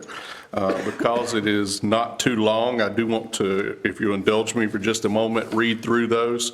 These are land uses that, because of this property's proximity to the residential subdivision, have been chosen by the applicant to be things that are primarily indoors and that don't have poor aesthetic impact to property owners, to vehicles passing by, and will not have outdoor activity elements other than parking. They include veterinary service, dance school, church, college, university, or technical institute, daycare center for children, government office, library, museum or art gallery, school administration facility, accounting, auditing, or bookkeeping office, administrative or management services, bank, savings and loan or credit union, barbershop, beauty shop, computer services, employment agency, personnel agency, engineering, architect, or survey service, finance or loan office, insurance agency, law office, medical, dental, or related office, medical or dental laboratory, other office uses that aren't specifically classified on this list, commercial photography studio, real estate office, shoe repair or shoe shine shop, vocational business or secretarial school, computer sales, drugstore, florist, office machine sales, optical goods sales, utility company office, and utility field office. As I mentioned, the office and institutional zoning district is our least intensive commercial zone, and this is a subset of approximately a third of the land uses that would be allowed in a general office and institutional zoning district. So this is the limited subset that the applicant is requesting permission to potentially develop on the subject property if it is in fact rezoned. The applicant has submitted the site plan that is on the screen, and the site plan depicts the removal of the existing accessory structures, which I believe is already underway, if not complete. There were some old barns and detached accessory buildings removed from the property. It also proposes the renovation of the existing single-family dwelling for commercial use and the use of the existing concrete or asphalt for parking spaces. And so at this time, if approved, the scale of the operation would be pretty much limited to the size of the dwelling that's there. There is no additional or larger building proposed. What we're talking about is the conversion of that single-family dwelling for office use for one of those land uses that I just covered. This is a conditional rezoning, so it allows for the attachment of reasonable site-specific conditions with the consent of the applicant. We always review our comprehensive land use plan, And in this case, it is consistent with some recommendations of the plan for non-residential land uses in this residential agricultural area, which is designated by the green color that you see on the excerpt from the future land use map. However, it's also inconsistent with others. The request is partially consistent with the plan's recommendations because the subject property has frontage along and direct access to Eastern Avenue, which is a major state-maintained road, and the subject property is located within a 1/10 of a mile east of Eastern Avenue's nearest intersection at East Old Spring Hope Road. And that is much closer than the quarter-mile distance suggested by the plan for the establishment of non-residential uses.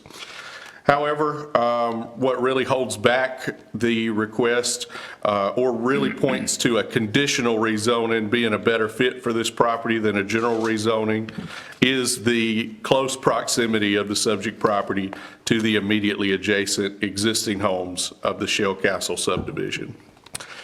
The rezoning request may be considered reasonable and not spot zoning if it is considered to be part of a larger transition of Eastern Avenue to a commercial industrial corridor that links the town of Nashville and the city of Rocky Mount. Of course, there's been significant transportation improvements and construction on that road in preparation for additional commercial and industrial development. The subject property is located east of an approximately 90-acre GI General Industrial Zoning District. You can see the beginnings of that on the zoning map here in the purple, and that extends to the west and to the south and includes the existing Freedom Industries industrial contractor facility to the south on East Old Spring Hope Road. The site is also on the zoning map in close proximity to this existing OI, Office and Institutional General Zoning District. That covers the recently completed Nash County Pet Connection Center, and it is contiguous to the Nash Community College campus, which is also in the same large Office and Institutional Zoning District. Additionally, as I mentioned, the conditional nature of the rezoning request should serve to mitigate its potential impact on the surrounding area. It limits the type and scale of commercial development to be permitted on the subject property. The Technical Review Committee considered this request back on February 1st and recommended approval. The Nash County Planning Board considered the request on February 19th. Renee Silk represented the applicant, JSR Partners, and addressed the board on behalf of the applicant in support of the request. There were two owners, the owners of the two immediately adjacent properties to the north. So these two lots right here, as indicated on the map, that spoke to the board in opposition to the request. They presented a petition protesting the proposed rezoning signed by 16 residents of the subdivision, citing concerns related to potentially increased traffic, noise, littering, and crime in close proximity to the existing residential neighborhood. They also expressed a concern regarding the maintaining of the grass along the rear of the subject property.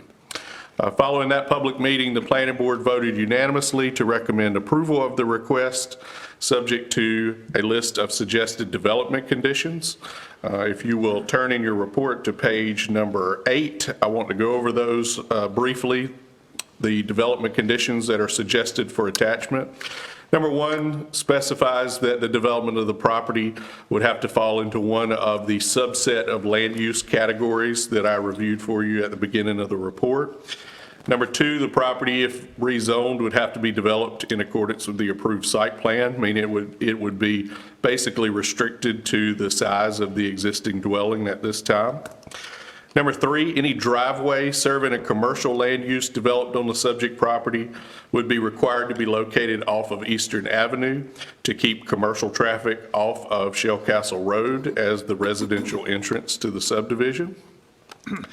Number 4 is a condition that came specifically from the public meeting before the planning board and involves the maintenance of the rear of the property. Prior to the commercial use of the subject property, there would be a requirement for the commercial operation and owner to install a minimum 6-foot tall privacy screening fence that would be constructed of masonry, stone, pressure-treated lumber, or similar opaque materials, meaning it cannot be seen through. Should be installed and maintained along the northern property boundary. This is the northern property boundary. That's the closest to adjacent residential homes. And so this 6-foot tall wall will be required to be installed completely along that northern property line. There is a chain link fence along a portion of that property line now, but this would have to be opaque and 6 feet tall. There's also a concern about the operator being able to mow the grass and maintain the property up to the property line. And so as a result of the discussion at the planning board meeting, the planning board has recommended that that fence or wall be a minimum of 5 feet from that property line in order to allow for mowing to take place. Of course, the county does not have the same grass mowing and yard maintenance regulations that a municipality would, but the addition of that specified distance should allow the operator to get a lawnmower back behind that wall with plenty of space to operate, and that was the intention of that condition. Number 5, the existing single-family dwelling that's located on the property. Once the zoning changes, it would be recognized as a legal non-conforming use of land. That means that the owner could continue to have it occupied as a residential dwelling to a tenant unless and until the subject property actually gets developed for commercial use according to these standards. And so the rezoning would not prevent the home from being rented or leased up until the point when it was actually converted into a commercial land use. Condition number 6 describes the additional permits that might be required prior to the operation of a commercial use: a driveway permit from the NCDOT, certificate of compliance from the Nash County Health Department, and zoning, building, and trade permits to convert the residential building to a commercial building. And then finally, as with all conditional rezonings, there will be a list of development conditions, and the rezoning would be invalid unless and until the petitioner's consent in writing following the public hearing to those conditions. You have a motion in your agenda for approval, a motion for denial. Both motions have statements of plan consistency and reasonableness, and of course, a motion to approve would need to be accompanied by the conditions that are outlined in the report. With that, I will pause. The applicants are with us here to participate in the public hearing, as are some of the adjacent property owners. And I'll be glad to take any questions from the board on the staff report prior to opening the public hearing. Any questions from a board member at this time? Thank you, Mr. Tyson. I'd entertain a motion to go into public hearing on this matter. So moved. Moved by Commissioner Outlaw. Is there a second? Second. Several seconds. Who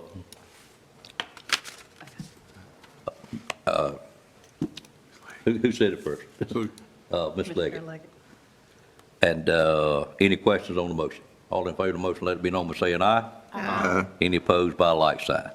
Motion carries. Ladies and gentlemen, we are now in a public hearing to consider this rezoning matter, which is CX 240202, 3430 Eastern Avenue.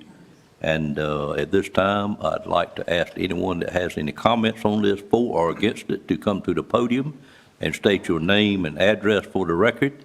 And we would be glad to hear from you and Ms. My name is Edmondson. Betty Edmondson. I live at 485 Shell Castle Road. I would like to speak today for my neighbor, Mrs. Sylvia Jenkins. She had a medical procedure last week and a reaction, so she was not able to be here today, so I would like to speak for her. She lives at 233 Shell Castle Road, which is one of the residents at the back of the property. She and her husband, Bobby, moved there about 23 years ago. There is a fence that is there now. This is a chain link fence, and for all these years, they have been maintaining that fence. Her husband, up until about 2 years ago, when his health broke down, was taking care of the grass and all the things growing up on the fence. And she and I have attended all of the meetings with the planning board, and also with the realtors that have been very cautious and nice to talk with us and try to work with us, and we thank them for that. During all this time, nothing ever came up about who actually owns that fence that's going back there that they have been maintaining all this time. It has been really hard for Ms. Jenkins to get somebody to maintain it since her husband's health, and he has recently passed away. She would call people, and they would promise to come and never show up. Wayne Outlaw came and met with us the other afternoon and the morning, and we really realized the condition of that fence is really, really bad. It's about to fall down, stuff has grown up in it. But the question was never determined who owns that fence. Is it on the Jenkins and Gill's property, or is it on the realtors that have purchased the property? So I got in touch with Wayne Outlaw, and he answered that question for me. It is not on the Jenkins and Gill's property. It's actually on the property of the new owners. And that was quite a shock, because they have been maintaining it all the time, just as we at our entrance have been cutting grass that was on their property and did not realize it until they actually had it surveyed, that Shell Castle was actually cutting grass all these years on that property. The thing and concern with her, when we met with them and did not know at the time who owned that fence, she wanted to make sure that it was kept clean back there. So we would like to request, I know you cannot, according to rules that you have, demand that anybody keep their property maintained or whatever, but it would really be a real help due to Ms. Jenkins' health and everything else if she did not have to maintain that fence any longer, and since it's not on her property, and we would hope that the new owners would do that. Thank you. Thank you, ma'am. Someone else wish to speak for or against this item?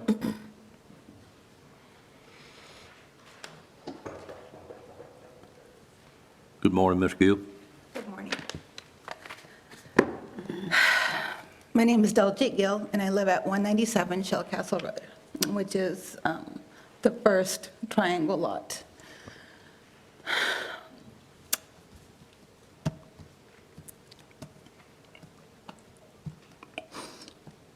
I want to talk about this rezoning because it involves my children.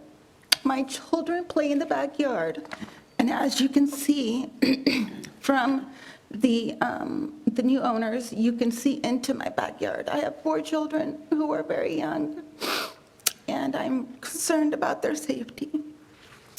And I know they're saying it'll be contained and so forth, but as we know, crime exists, and it can be anywhere. And so I want to make sure that I'm heard and that you understand that I do not believe this is a safe for my family. And as a mother, I need to make sure that I'm heard and I protect my children.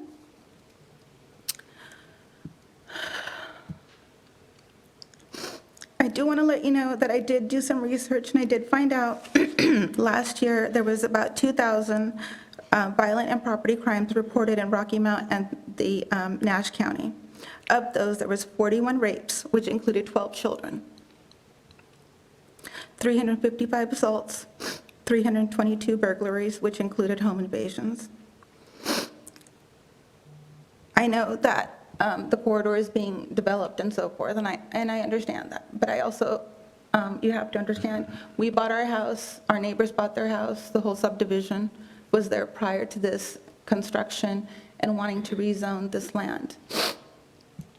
So it's not fair to us to change our lifestyle and to protect ourselves, now to go spend more money to put up cameras, lights, and so forth to make sure that my children or my neighbor is protected, because nobody else's backyard is backing up onto this property. So I want to make sure I'm heard. I want to let you know that unless you can give me your personal guarantee that we will be safe, I urge you not to approve the rezoning so that we're not another crime statistic. Thank you. Thank you, ma'am. Other speakers on this rezoning matter? For or against?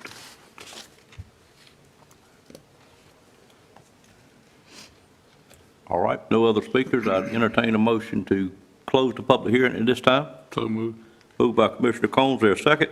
Second. Second by Commissioner Wilkins. Questions on that motion? Seeing none, all in favor of the motion, let it be known by saying aye. Aye. Any opposed by a like sign?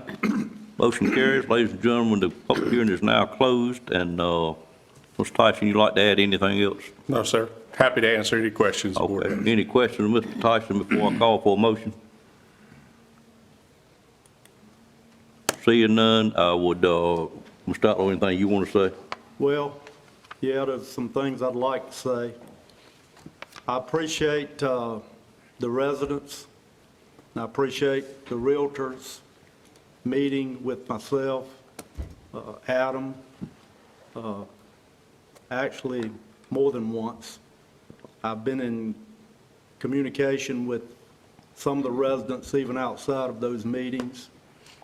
This list has been pared down from 3 pages of OI uses to 1 page with, as Adam stated, we're talking about a dental facility, a medical facility, a law office, something along those lines that is contained inside with outside parking.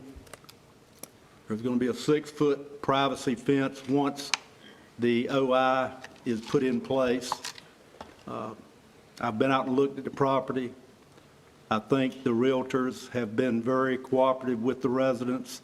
I've said it before, when this Eastern Avenue was developed, I don't really ever see residential on that corridor ever again unless it's some type of apartment complex or something like that.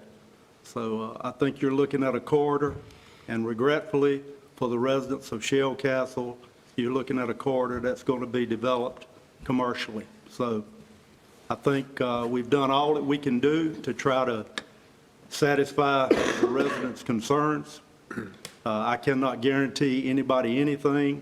I cannot guarantee that if you rented it to a resident that you would not have an issue. I don't know. I cannot guarantee that where you live now that you may not have an issue. But I can guarantee you that the realtors have worked very hard with the residents to try to come to a compromise position. I think they've done that. And with that said, I'd like to make a motion that we adopt the statement of plan consistency and reasonableness below, which is the one in the agenda, and approve the conditional rezoning request subject to the development conditions. All right, I have a motion on the floor. Is there a second to that motion? Second. Second by Commissioner Arrington. Questions on the motion? Seeing none, all in favor of that motion, let it be known by saying aye. Aye. Any opposed by a like sign? Motion carries. I too, on behalf of the board, would like to thank all the work that's gone into this, and I hope everyone has got part of what they wish to get, and I understand, as the board does, nobody got all they wanted, but it seemed to be a very fair compromise. With that said, we'll move to item number 8, which is a public hearing on conditional rezoning request, CZ 240201, which is at 13637 West NC Highway 97, and Mr. Tyson is up to present this item. Again, the subject property is on the screen before you, outlined in red. This is almost 2 acres owned by Mr. Carlos Estrada. It is located at the Murraytown Crossroads, which is the intersection of West NC Highway 97 and Brantley Road. It is in the A1 agricultural zone for most of the property. You see the green color here. But there is a portion of the property that is already zoned RC Rural Commercial here, which is, for lack of a better term, probably some spillover from the existing convenience store located on the corner. There was previously a single-family dwelling located on the front of the property at the highway. That single-family dwelling has recently been demolished and removed from the site. I believe the garage is still standing. The property owner has submitted this rezoning request to rezone this property to LICZ, Light Industrial Conditional Zone, specifically for the development of a grading and outdoor home improvement contractor service. This would be an existing business that would be relocating from, I believe, Wake County to Nash County. It would be specifically for grading and outdoor home improvement contractor service. The submitted site plan is on the screen before you. The site plan depicts the construction of a new office on the front of the property, a warehouse building on the bottom left corner of the property, and then a third detached accessory building over on the eastern or right-hand side of the property.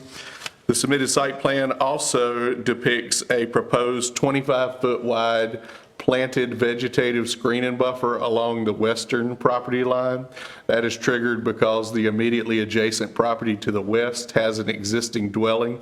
So even though it's zoned A1 agricultural, it is currently residentially used, and that triggers the screening requirement. I will note that the ordinance allows for some adjustments to the screening requirement, and we are in discussion with the applicant about potentially reducing that buffer from 25 feet to 15 feet if they'll provide an opaque fence along with the plantings. And so that is a standard allowance of the ordinance, and just something I want to alert you could happen is the 25 feet could be reduced to 15 feet with the addition of an opaque fence along that property line. This again is a conditional rezoning, so there can be the attachment of conditions with the consent of the applicant. This has really been foreseen by the Nash County Comprehensive Land Use Plan.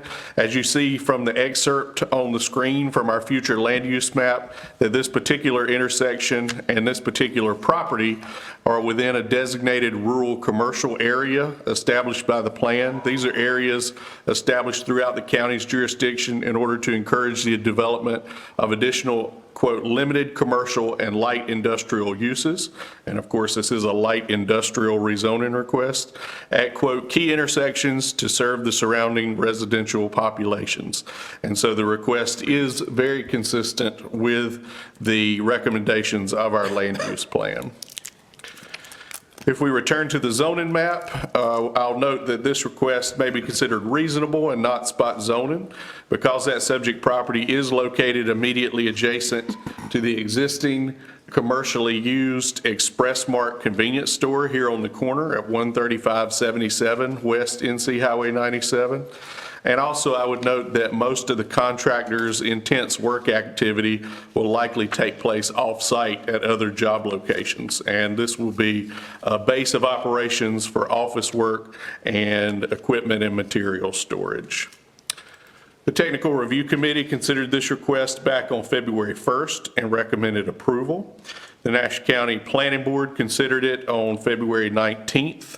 Diana Trejo and a representative for the applicant spoke in support of the request. Mr. James Brantley, who's the owner of the adjacent Express Mart convenience store, participated in that meeting and asked questions to clarify the specifically proposed land use. He also asked about the nature of the proposed warehouse building, and he expressed some concern regarding traffic safety at the intersection. The Planning Board voted unanimously to recommend approval of the request, subject to the list of suggested development conditions. And if we can turn to page 17 in your report, there are 4 recommended development conditions.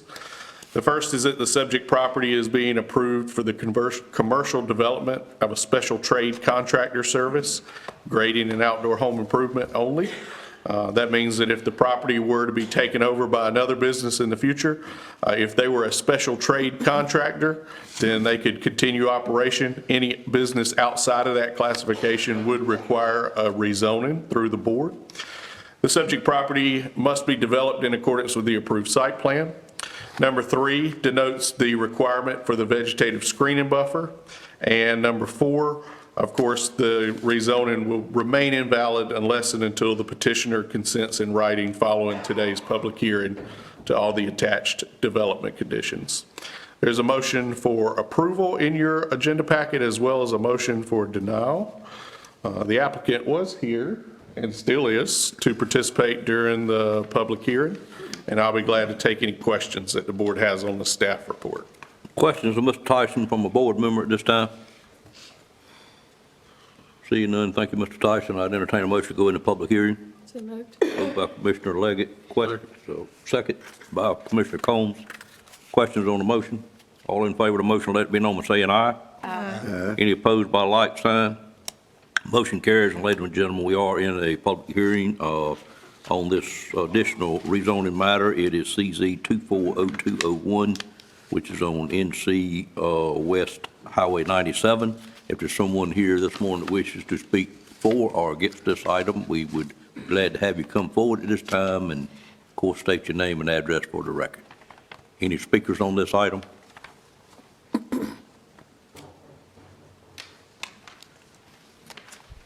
Good morning, sir. Good morning. Good morning, Board. Thank you for your time today. My name is Derek Pruitt.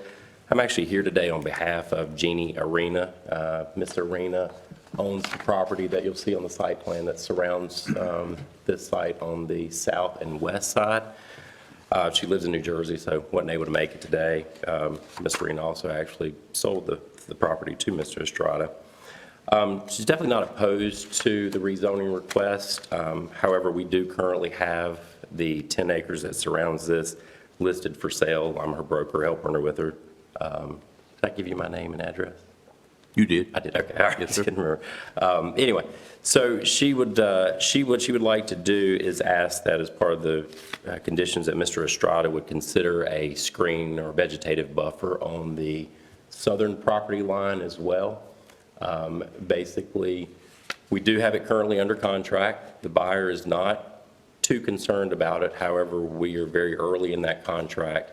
If for some reason he terminated it, what we would like to proceed to do is a minor subdivision of this 10 acres.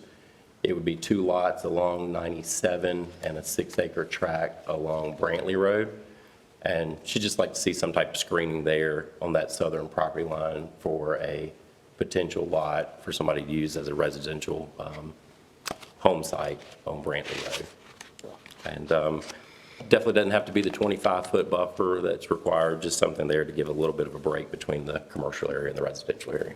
Thank you. Thank you, sir. Other speakers on this item? Good morning, sir. Good morning. My name is Carlos Estrada, and I own the owner of the property. And I just heard what Derek say about it. And I'm completely open to always be willing to talk with all my neighbors around and make all the environment nice and, friendly with my neighbors. So in the case then is anything on the future for the property on the south, yeah, I always open to talk to whoever the owner is and see options to improve the relationship. Okay. Yeah. Could you give us your address also? I'm sorry. 1109 Maduro Court, Sebulor, North Carolina. Okay, thank you, sir. Sure. Hold right there just a second. Let's see if any commissioner has any questions of you as the petitioner. I'm going to let Adam guide us through what the request was and what your answer was to get it in a legal form, but it seems like we're good, and I thank you for being here this morning. Appreciate it. Thank you. Anyone else wish to speak on this item? Seeing no movement, I entertain a motion to close the public hearing at this time. So moved. Moved by Commissioner Combs, there a second? Second. Second by Commissioner Wilkins. Questions on the motion? All in favor of that motion, let it be known by saying aye. Aye. Any opposed by a like sign? Motion carried, the public hearing is now closed, and Mr. Tyson, could you give us a little bit of guidance of how we might handle the one request, or do we handle it, or what's the best way to lead the county? So I think what we're focused on is, if you'll turn to page 17 of the report, condition number 3, which describes the vegetative screening buffer along the west side as shown on the site plan. The request for Mr. Pruitt was for some required screening along the southern property line. So this is the existing western screening boundary, and we would be talking about the addition of screening along the southern side. This side is mandatory by the ordinance because of the already existing residential dwelling here. So there's a prescription in the ordinance for what that has to be, the 25-foot planted buffer or a 15-foot planted buffer with the opaque fence. The southern property line is open for discussion. So if the commissioners wanted to suggest mirroring this requirement along this property line, that would be one option. If you wanted to just talk about the installation of the screen and fence without the plantings, or vice versa. But what I think is important is whatever is the preference of the board, we would like to hear from the applicant to see if he would consent to that additional condition. And then based on his answer, the board could make a decision on the outcome of the rezoning. So I guess the first thing we need is to know if the board is interested in discussing against additional screening along that southern property line and how intensive that the board might feel that needs to be. Well, I heard the person that spoke first say he wasn't expecting the intensity of what we had on the, what would be the western side. Is there any further definition that that gentleman would like to give as his minimum request, so we would have a point to start at? As far as the buffer that would be required? Buffer and or screening. I think. Come on up just a little bit more so the mic can pick you up. Sure, yeah, absolutely. I definitely think, I think one row of planting, something that maybe gets at least as tall as the fence, which I think is 6 or 8 foot, something like that would be sufficient. I think 25 foot, maybe a little overkill. Okay. And there's a good likelihood that it may not be developed, so I don't want to put a burden on Mr. Estrada as far as having to do anything. But I'm just thinking of minimum vegetative buffer, maybe one row, 5, 10 foot, something like that. The current zone is agriculture? Correct. Okay. The adjacent property. Okay. Of course, he also paraphrased it by saying, if it is developed, so can you guide us on how to trigger that part of it?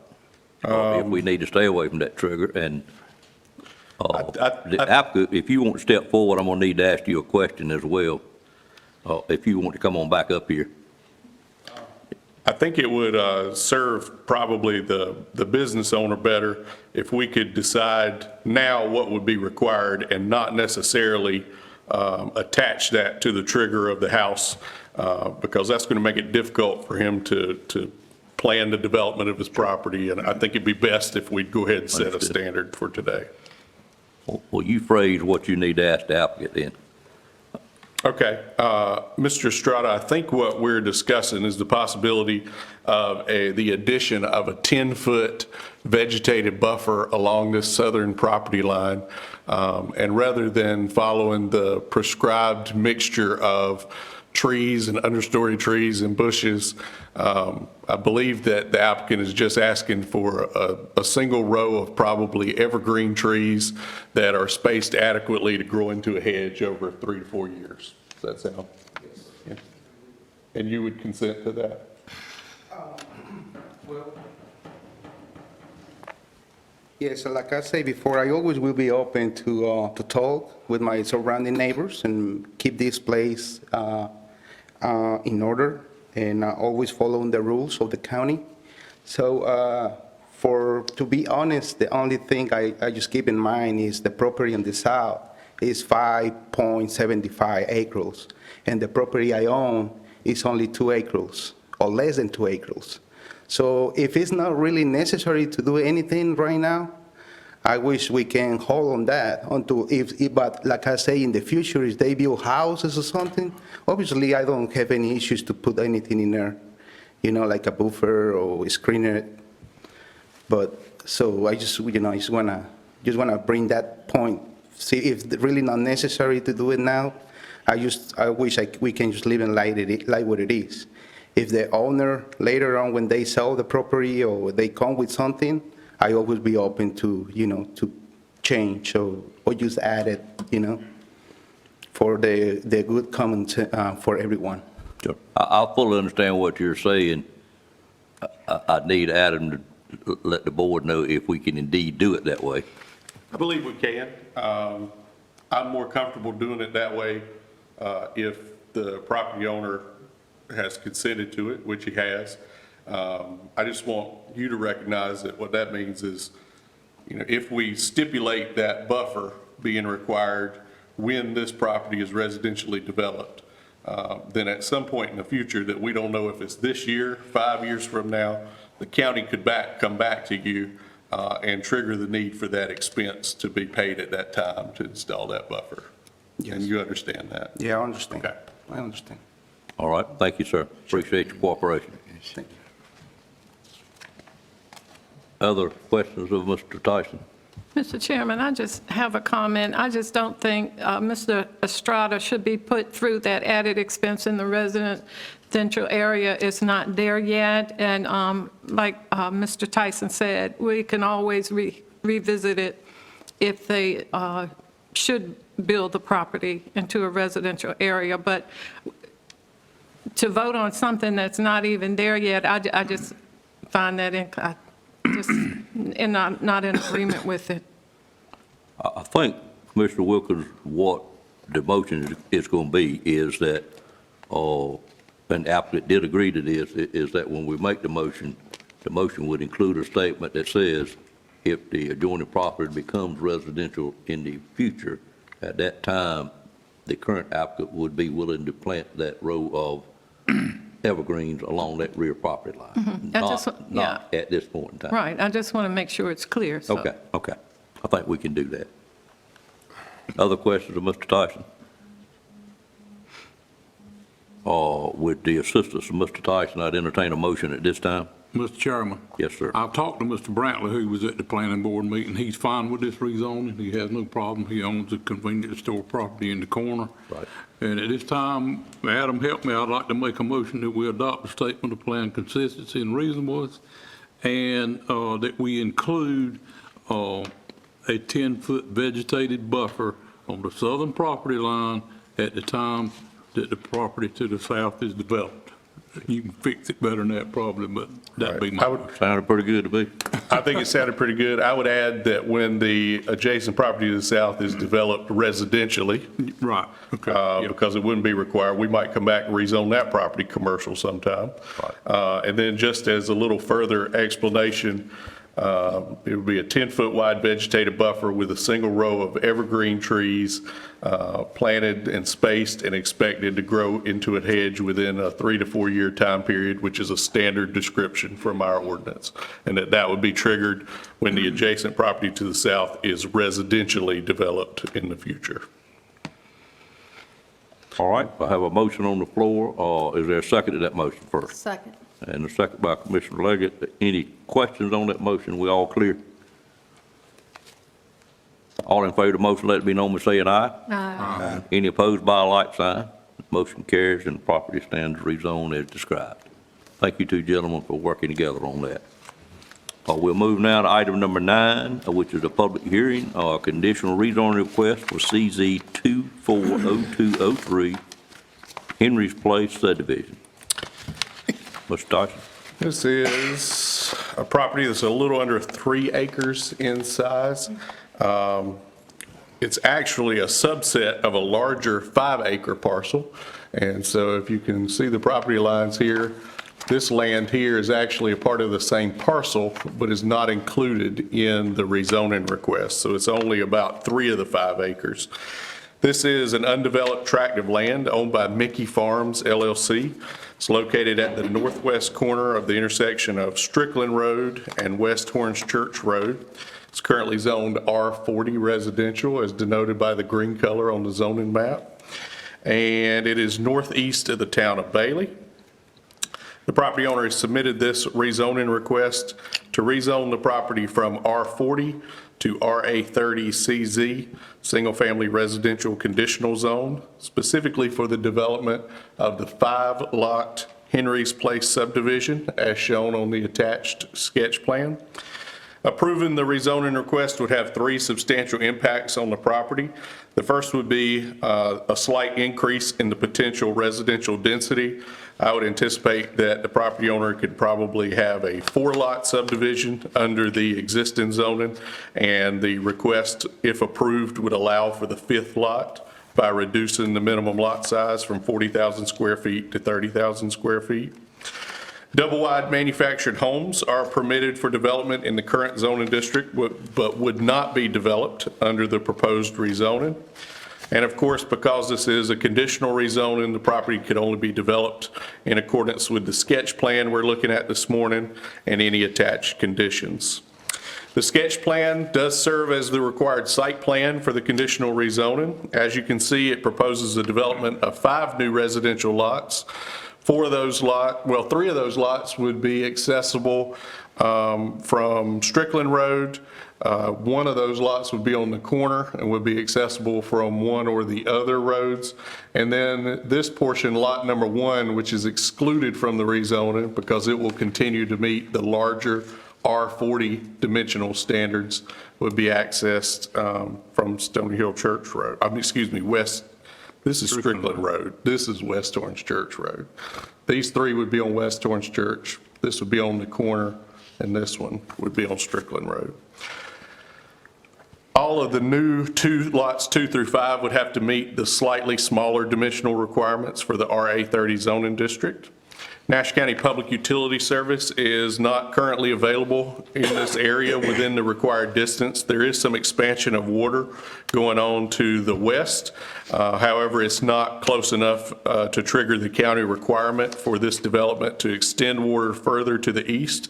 So all these proposed lots would be served by private on-site wells and septic systems.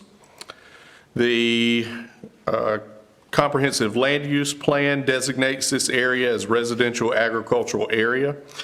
The plan recommends a minimum allowable residential lot size of 30,000 square feet for this area, which is certainly consistent with this request. And again, the plan recommends that rezonings that allow for greater residential density should also prohibit the development of manufactured homes. And because this is a RA district, it would do so. The request may be considered reasonable and in the public interest because, number 1, the subject property already is and will continue to be zoned for residential use, similar to the adjacent and surrounding properties. And number 2, approving the request would permit slightly smaller minimum lot areas and increased density, but the new zoning district is also more restrictive in terms of land uses by prohibiting the development of manufactured homes. The Nash County Technical Review Committee considered this request back on February 1st and recommended approval. The Planning Board considered this request back on February 19th. Land Surveyor Ted Hopkins with Civil Tech East addressed the board on behalf of the applicant in support of the request, and no other members of the public addressed the board with regard to the request at that meeting. The Planning Board voted unanimously to recommend approval, subject to a handful of very minor sketch plan revisions and the development conditions. To review those development conditions, if you would turn to page 26, at the bottom of the page, number 1, the subject property should be developed in accordance with the approved sketch plan. Number 2, the subject property may be developed for the land uses that are permitted in the RA30 zoning district. Number 3, any significant or substantial modifications or revisions to this design may trigger additional review as well as reapproval by the Board of Commissioners if it is substantial enough. And number 4, this conditional zoning map amendment shall be invalid unless and until the petitioners consent in writing to all the attached conditions. So this is a residential rezoning. It will likely allow the developer to create 1 additional lot for a 5-lot subdivision. And prior to the public hearing, I'll be glad to take any questions that the board has on the staff report. Questions of Mr. Tyson from a member of the board? Adam, certainly not to hinder this, but do we ever at staff level have any concern about the shape of a lot, like lot number 5, which is certainly going to cause future issues with property owners, I would think, or we just have to take what is brought to us? Well, lot number 5, I think what you're probably referring to is the irregular little tail off of the north end of lot number 5. Which is required to get to the 30,000. I think it is. In some cases, you'll see that in order to capture a good area of soil for a septic system, but given the narrow nature of that, I think it is, as you said, simply a way to achieve the minimum 30,000 square feet. The county has regulations on the shape of the lot toward the front of the lot with a minimum width requirement, and we require that it have overall enough land to accommodate the proposed use, which in this case would be a single-family dwelling. But we don't have any regulations on the regularity of the back property line. So in this case, the attempt to gain that 30,000 square feet would be compliant with the ordinance. Okay. Thank you. Any other questions? Entertain a motion to go into, excuse me. Somebody have a question? Is this property close to water system? There are some water lines further to the west that are being extended for another subdivision, but it does not approach the 300-foot distance from the subdivision that would be required in order for us to mandate that the developer bring the water line further down Strickland Road. So there's some water line extension going on in the general area, but not close enough that this developer would be required to bring it on to serve these 5 lots. I was thinking about you making the lots smaller so they could add an additional lot there. And for fire safety, wouldn't that cause them to, insurance companies to charge more because they're not close enough to a fire hydrant? I can't speak to the insurance requirements. I will say to rezone it even more dense, like to an RA20 zoning district, would be required to make the lot smaller, and that the land use plan would not support that here. So this is taking it down to 30,000, which is the minimum recommended lot size by our land use plan. Adam, I'd also want to clarify, just remind Commissioner Belfield that the county water system is not designed for fire suppression. It is designed as a potable water system, so for drinking water. There are locations where we have fire hydrants that provide fire suppression, but the system itself is not designed with that purpose in mind. All right, other Well, questions? in the future, you need to plan ahead also. I believe the insurance company is going to charge more. Yeah, depending on the distance, the fire department, in case of fire in that area, have to travel to get water. Mr. Belfield, it's a rural fire district, and it don't really matter about that. The fire rate is the same for the whole district. It'd be the rating of that district and what that particular volunteer fire department has as their rating, is what Mr. Combs is saying. I understand what you're saying, but that doesn't ease the concern that you may have in case of a fire. Yes, sir.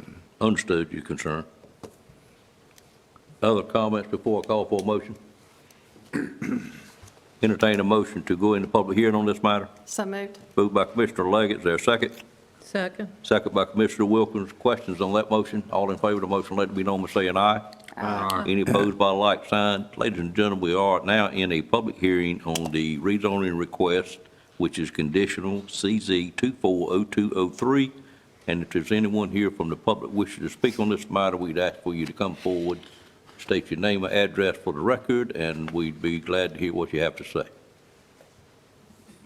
Item petitioner is not present, it doesn't appear like. I don't think so. Okay. All right, seeing no movement, I'd entertain a motion to close the public hearing at this time. So moved. Moved by Commissioner Leggett, is there a second? Second. Second by Commissioner Combs. Questions on that motion?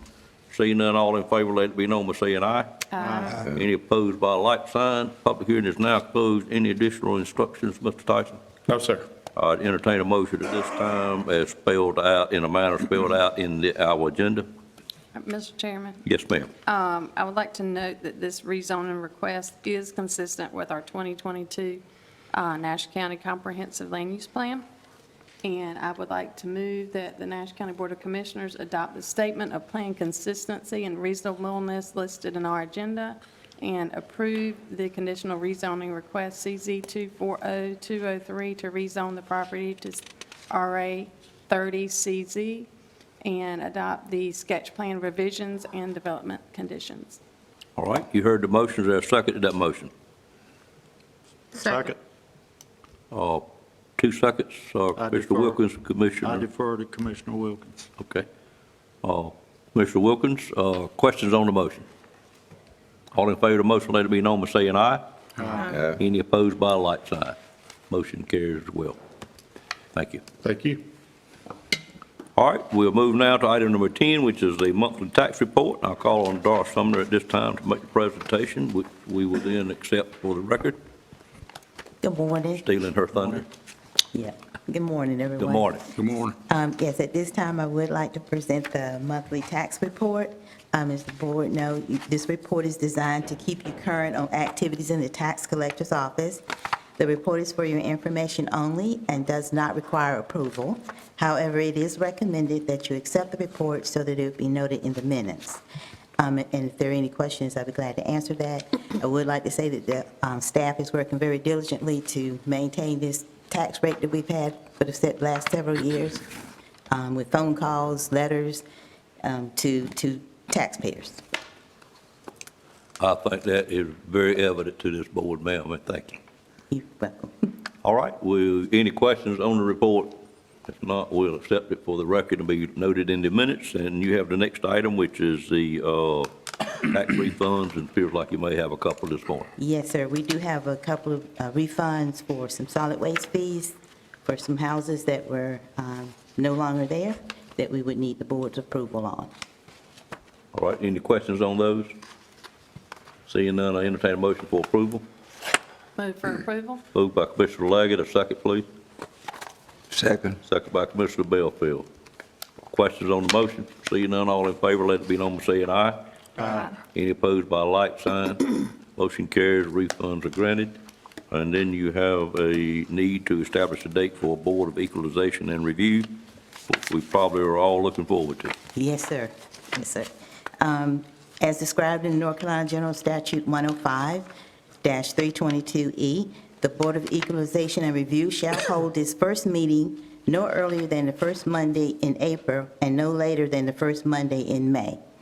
It is recommended that the board schedule the first meeting of the Board of Equalization and Review on Monday, May the 6th, 2024, at 11 a.m., and adjourn for the purpose of accepting appeals at its second meeting on June the 3rd, 2024. And publication of the meeting times will be placed in the area newspapers. Okay. Any questions on that request? Entertain a motion to grant the request. Make a motion, we approve the request. Motion by Commissioner Combs, a second, please. Second. Second by Commissioner Wilkins. Any questions on that motion? All in favor of the motion, let it be known by saying aye. Aye. Any opposed by a like sign? Grant is granted, and we'll set that date in May for our first equalization and review. Yes, thank you. And thank you, ma'am. Thank you.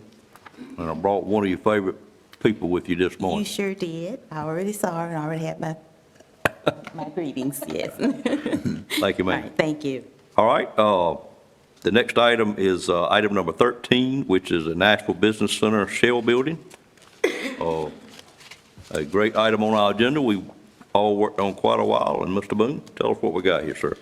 Yes, sir. As referenced during the State of the County presentation, and I think as all the commissioners are aware, Nash County is partnered with the town of Nashville in the area of economic development, and one of the projects we have on our near-term to-do list is construction of a 40,000 square foot shell building at the Nashville Business Center, Industry Center.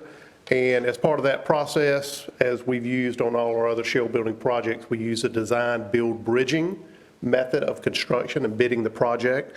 And state statute requires the county to designate a design professional.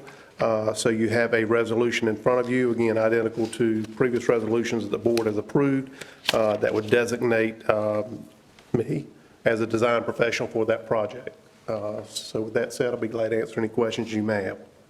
Questions of Mr. Boone on this? Commissioner Leggett? Is this the first time we've used internal staff to do this type of project? We've used it on every shell building project that the county has built so far. Okay, very good. As well as a few other times we have done it. EMS station, no, not the EMS station. That predates me, so I can't Yeah. talk about EMS stations, but definitely with shell building. I think we might have done it there as well. But anyway, a great thanks goes out to you, Mr. Boone, for being willing to do that and been the licensed person on staff that can indeed legally do that. But that said, I do think it is a great cost savings to the county, which allows us to continue our shell building process. And this time I'd entertain a motion for approval of this request. So moved. Second. Motion by Commissioner Outlaw, second by Commissioner Belfield. Questions on the motion? All in favor of the motion, let it be known by saying aye. Aye. Any opposed by a like sign? Motion carries. Thank you.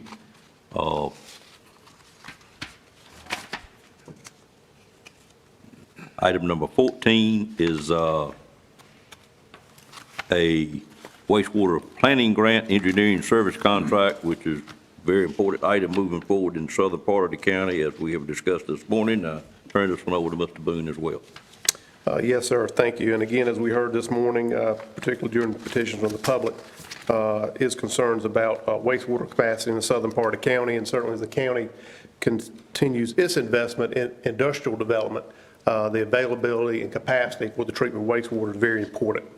And the board, you may recall back in January, the meeting on January 8th, the board approved a $400,000 planning grant that the county was awarded and was also mentioned during the chairman's presentation to assist with planning for future wastewater capacity, really a regional wastewater treatment plant in the southern part of the county, both to help the towns and also, again, to assist the county with future industrial development. And in the meeting on December 5th, the board approved a budget ordinance to appropriate those funds for this particular contract that I'm here to present to you today. The Wooten Company has assisted the county with the first phase of work, the merger regionalization feasibility study, also another grant the county received. And as part of that study, would evaluate a number of alternatives, and again, settled on the preferred alternative of being a regional wastewater treatment plant, and was the basis of the $400,000 grant application, again, that we subsequently received. So the contract I have before you today is for the first phase of work that will be funded with that grant. If you had a chance to scan the contract, it really focuses on preparing the preliminary engineering report. So we'll take conceptually the solutions that we discussed in the merger regionalization feasibility study. We'll vet that a little further. We'll actually start engaging the state, talking about the permitting requirements, making sure we've got a viable project moving forward. So that'll be what this first phase of work is focused on, the $154,800. Once that is done, we have buy-in from the state. We have a viable alternative to move forward with. The next phase of work would be a little bit more detailed design, engineering design. So again, the contract I have before you today for your consideration is to prepare that preliminary engineering report.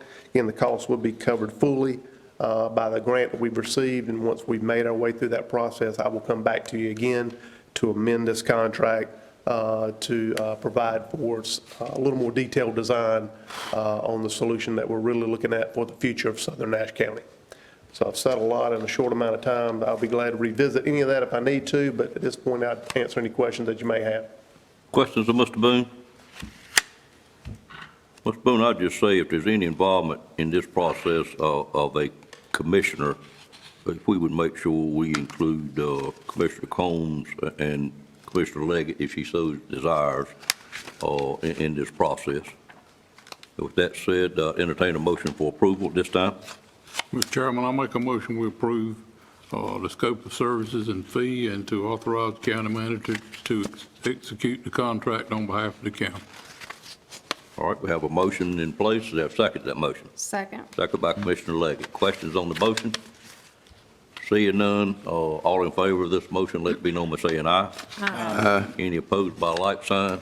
Motion carries, and I think it's a great first step to us getting started resolving our issues in that regard, and also can be utilized during the process of selecting a site for a new middle school in that area. Moving on to item number 15, which is budget amendments, and I see our Scholar Finance Director Donna Wood is coming forward at this time. Good morning. Good morning.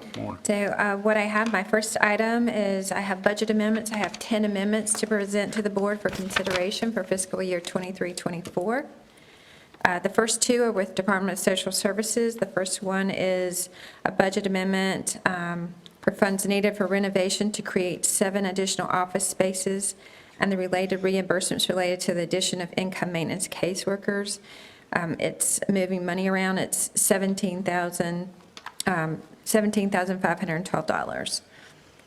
The next item is also with Department of Social Services. This budget amendment is to budget an increase in foster care mandated service expenditures, including emergency placements, building maintenance to add shared office space, and professional services to extend the Allies for Outcomes Child Welfare contract through the end of June of 2024. And just to let you know, monthly payments have increased 150% from 1 year ago due to the increase in foster child placements. The estimated federal and state reimbursement is 58% of the expenditures, and emergency placement funds are 100% reimbursed from federal and state funding provided to assist in creating more reliable placement options for children in custody who have behavioral health needs. So with all of that said, we are getting some additional funds for emergency placement and foster room and board, but not enough to cover all the services that we need. So we have a fund balance appropriation in there of $303,620 for a total budget amendment of $631,335. The next item is with economic development. This budget amendments to budget additional funds to cover economic development incentives. At the time the budget was set, the county estimated the amount due. The amount requested is to increase the total incentive to $2,116,626 for all of our industries that we have inducements with. And this is based on actual calculated incentives. We're requesting $295,856 from fund balance appropriation. The next item I have is with Recreation and Senior Services. This amendment is presented to budget funding updates for the home community care grant, block grant programs based on provider budget reviews for the fiscal year. So it's a movement of money throughout within the different programs of HCCBG. And actually, because of certain types of funding, we're putting back into fund balance $250. So that's a total amendment, just decreasing some of the activities by $1,915. The next item I have is also with Recreation and Senior Services. This amendment is presented to budget Medicare improvement for Patient and Provider Act. It's the MIPA grant funds received by the Senior Center. It's grant funding of $5,287. The next item is with Recreation. This amendment is presented to budget funds collected for sponsorship to cover expenses for spring youth sports. It's an increase of $21,052 related to sponsorships. The next item is with Emergency Medical Services. This budget amendment is presented to budget fiscal year 2023 Tier 2 grant funds from the North Carolina Division of Emergency Management for hazardous materials, emergency response planning, training, and related exercises, and it's a grant of $1,000. The next two items are actually with debt related to lease. This first one is with lease liabilities. So this amendment is presented to budget funds lease accounting changes, lease accounting changes from implementation of GASB 87, which was effective in fiscal year 2022. The county must recognize the leases fundamentally as financing and the underlying asset as right to use lease assets. The following entries are presented to transfer expenditures for existing lease payments from the budgeted departments to debt service as lease principal and interest payments. So it's a movement from what we have already budgeted within the departments to a debt within the debt department. And then the next item is with subscription liability, also related to a new GASB. So this is GASB 96 for subscription-based information technology arrangement lease accounting, which became effective in 2023.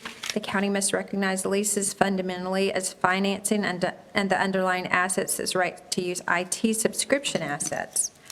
The following entries are presented to budget for Department of MIS and Emergency Management IT subscription leases that were renewed in the current fiscal year, and to transfer expenditures for existing leases from the budgeted departments to debt service as lease principal and interest. So it creates other financing source of leases for $166,000 with an offset to recognize the subscription principal and interest for those subscription leases, and then also to move where we have budgeted lease payments within the departments to put that into debt service. And then the final budget amendment I have is with the E911 Emergency Telephone Fund. This budget amendment's to budget grant funding from the 911 Board to purchase portable radios for the primary public safety answering points, the PSAP. It's a grant of $58,317. Are there any questions? I don't know whether you could answer this, or maybe Ms. Boone can answer. I was looking here on the Department of Social Service, building maintenance, $14,420. Is that, what are you thinking about that? Just petitions for office space? Do you want to answer that question? You go ahead. My understanding, they are looking at renovating, I think they are looking at petitions to create, to share office space, so they'd have multiple desks, and again, maybe Mr. Boone would be the best one to answer that question. Commissioner Belfield, the funding requested is to convert 2 existing file rooms over in the DSS Annex in order to create workstations for employees hired both for Medicaid expansion and also for some additional positions that the board has approved. So we need additional workstations in the department to house their employees. So these funds are to convert those 2 file rooms. So we'll be decommissioning those 2. They got mobile filing systems in them. We got to take those down, make some repairs, some upgrades to the room, and then we'll install individual workstations similar to those that we installed in the building within the last 12 months. Well, why would it be listed as building maintenance? That is just a line item that the finance department has chosen to appropriate the funds.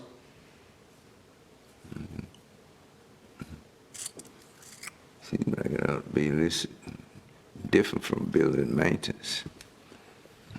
I understand, of course, it wouldn't be a permanent improvement, so it couldn't be attached under building additions of any kind. But other questions on the budget amendments? Donna, if you don't mind, I'd like to hear your explanation on item 2 about the fund balance that we are putting into 303,620 into that line item. I didn't quite keep up with, you Sure. said the state fully paid, but then we are putting fund balance in there. Right, so the state is paying for the emergency placements. So they're providing some additional funds for emergency placements, which is $15,896. And then we have some funding for foster care room and board. But what we have is an increase in our cost of the foster care room and board, and the state, because of where the placements are going, it's not fully 100% covered, and I believe it's only about 58% of the expenditures. They have different types depending on, I guess, where the foster children are placed, how much the state will reimburse, and with what they found and what they're estimating through the end of June, that it'll cost the county share will have to offset what the state is not providing. And that comes out of general fund balance. It does. I don't recall us ever doing that before. Is it just increase in number? Yes. Or are we putting some out of the county somewhere? It's an increase in number of foster placements during the current year. And also, because of the increase in placements, it's different kinds of placement scenarios and what kind of funding the state will provide to those placements. Okay, all right. And yes, many of them are out of the county. That's what I thought may be triggering it. Right, and then the increase of placements that are needed for behavioral health placements are more costly. Sure. And also out of the area. Okay, thank you. All right, any other questions? Entertain a motion to approve the 10 budget amendments. So moved. Moved by Commissioner Outlaw, second, please. Second. Second by Commissioner Combs. Questions on the motion? All in favor, let it be known by saying aye. Aye. Any opposed by like sign. Budget amendments stand approved. We will go ahead to the Nashville Business Center Shell Building Capital Project Ordinance, ma'am. Okay. This capital project ordinance is presented to set up the initial project funding and expenditures to support the construction of a 40,000 square foot shell building to be located at the Nashville Business Center. The project cost of the design and construction associated with the project are projected to be $2.6 million. Funding for the project is from the North Carolina Office of State Budget and Management, Capital and Infrastructure Fund for fiscal year 2024. And so, it's what we projected for the expenditures today. Any questions on this item? If I understand it right, the $3 million we got for economic development is out of the General Assembly this year is where this funding is coming from. That is correct. Because we had already financed the 100,000 square foot building on 97. That's correct. And we did have $1 million that went to that one, and then we borrowed the rest of it. That's right. Okay. All right, any other questions? Entertain a motion for approval. Move for approval? Moved by Commissioner Leggett, second to that motion. Second. Second by Commissioner Arrington. Questions on the motion? All in favor of the motion, let it be known by saying aye. Aye. Any opposed by a like sign? That capital ordinance stands approved, and thank you, ma'am. Thank you. Our next item, item 17 by the manager is travel policy revision. Good afternoon. Good evening. Good afternoon. We're almost there. Not quite, you're still morning time. So this item is to address making a change with the travel policy for the Board of Commissioners. The current policy allows for 2 commissioners to travel for the NACO Annual Legislative Conference and Annual Conference, and we would simply like to make a recommendation that we increase that to 3 board members able to travel at one time. Any questions on that item? Seeing none, all in favor, entertain a motion for approval at this time. So moved. So moved. I have Commissioner Leggett, I think, first. Ms. Wilkins, did you say anything? Mr. Belfield seconded. Questions on that motion? All in favor, let it be known by saying aye. Aye. Any opposed by a like sign? That motion stands approved. Thank you. I have a name I want to make to that revision, and I will give it to you later. Mr. Chairman. It was a joke, ma'am, but go ahead. Oh, no, it was in reference to that. Do we have a report from the legislative meeting in D.C. by the 2 commissioners that went? I didn't see it on the agenda, and I just noticed it, so I apologize. Well, let me get through commissioner comments, and Oh, okay. then we would know, I think. Thank you. Okay. That was travel policy number 18 is commissioner comments, and at this time, any commissioner has anything they want to bring to the board, be delighted to hear from you. Any commissioner got any report they want to make? Mr. Lake? Okay, I'd like to make a comment. I wanted to thank one of our public comment speakers, Miss Amy Pearson, for bringing her concerns to the board this morning. The matter that she spoke about, which was limited sewer capacity in southern Nash County, I wanted to just address that those concerns are being addressed by this board and by our staff. You would note in our agenda, we actually voted on that specific item to award the contract to get engineering services and more research underway for improving sewer capacity to our Nash County, southern Nash County small towns. So I did not want to let that pass by without mentioning that it is a priority for us, and I appreciate her effort to come and speak to us. Amen. Agree with that 100%. Other comments? And I'd like to also Yes, sir. suggest that we add Mayor Owen Strickland from Bailey to that planning committee, if we can. We've already got a committee that's been going on, but if we can add the Mayor of Bailey, I think that'd be a big plus for us. I think Bailey is going to always be invited. He will, I but think it would be. his name specifically. Yeah, well, that's okay, if his board so chooses to do that. But I think he would be more involved, would be involved moving forward anyway. But Yeah, good- he good needs to be point. involved. Yes. Other comments? Did you have something, Ms. Wilkins? Oh, no, I know what yours was, I'm just waiting for sorry. the, You were looking at me, I thought you were going to say something. Other comments on this end? Seeing none, I would just give you a quick housing report. After I deciphered between the two reports we got, it appears like that, and we're getting a new system, which is, we got the new system, but we got a little bit of bleed over from the old system. The bleed over from the old system, part of it had been included in last month's numbers, part of it had not.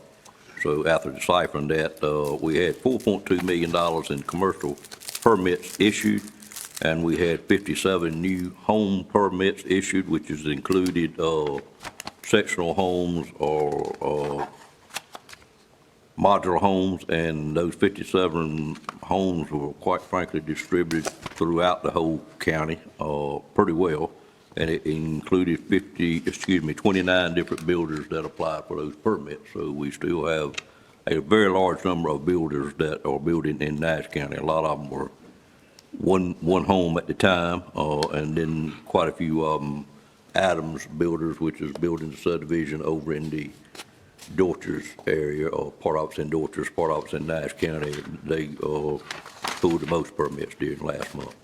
But with that said, I will move on to item number 19, which is the manager's report, and I'll call on our manager this time to make that report. Thank you. Now it's good afternoon. Good afternoon. It is. As you heard in the chairman's annual report, the Southern Nash Senior Center will host their 5th birthday bash this Friday, March the 8th, from 1 to 3 p.m. So please stop in if you can make it down to Southern Nash Senior Center. Where that 5 years went, I do not know. Amen. On March the 21st, we'll have our small budget work sessions with the board members. Our clerk, Janice, will be in touch with you all to schedule you for 3 different sessions that we'll have set up throughout the day on March the 21st. So we have a lot of information to cover with the board in that meeting. Looking forward to getting your feedback and getting some guidance as we move forward in the budget development for FY25. The full board work session will be, we've got that scheduled for April the 11th and 12th at the Agriculture Center, and we will be sending out more details to that as we move forward. Nash Community College is hosting their Farm to College breakfast Friday, March the 22nd at the Agriculture Center. You can either register on your own, or please let Ms. Janice Evans know if you'd like to attend, and she can get you registered.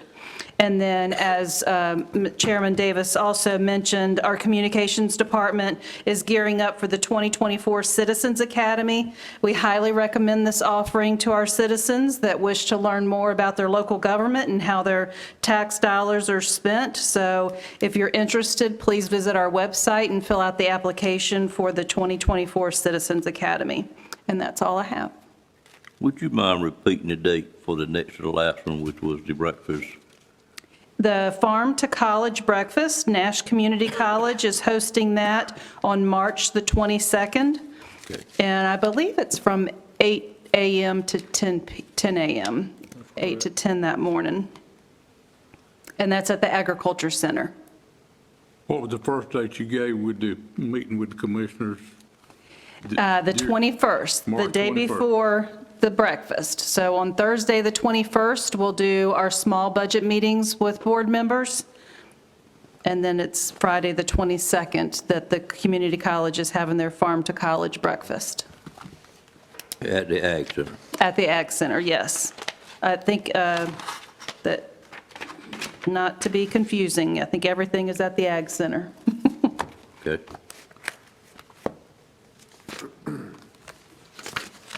Sue, did the date get picked for the Farm Bureau? I have not heard saw back saw from that. something, okay, I saw something on it, but I hadn't heard the date yet. Okay. All right, Mr. Chairman, yes, sir. go back to Commissioner Wilkin. Yes, I did attend the legislative conference. I was trying to find my report here in the computer. I did attend the legislative session in Washington, D.C., which was held, February 10th through the 13th. We had over 2,000 county leaders that attended the national convention.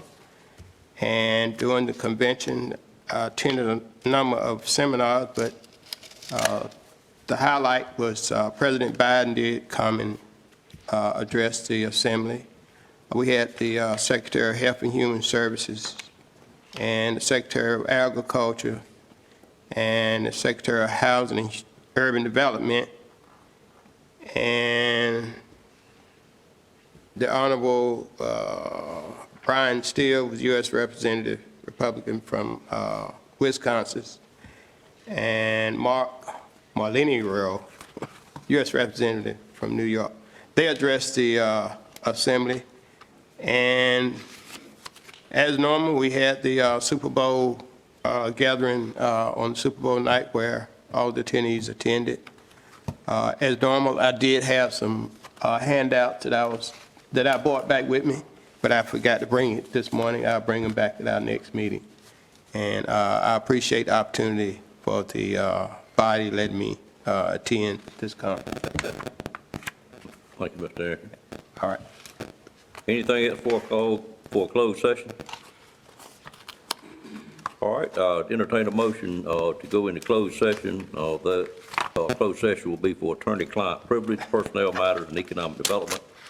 And do we expect any action, Mr. Attorney, to be reported after closed session?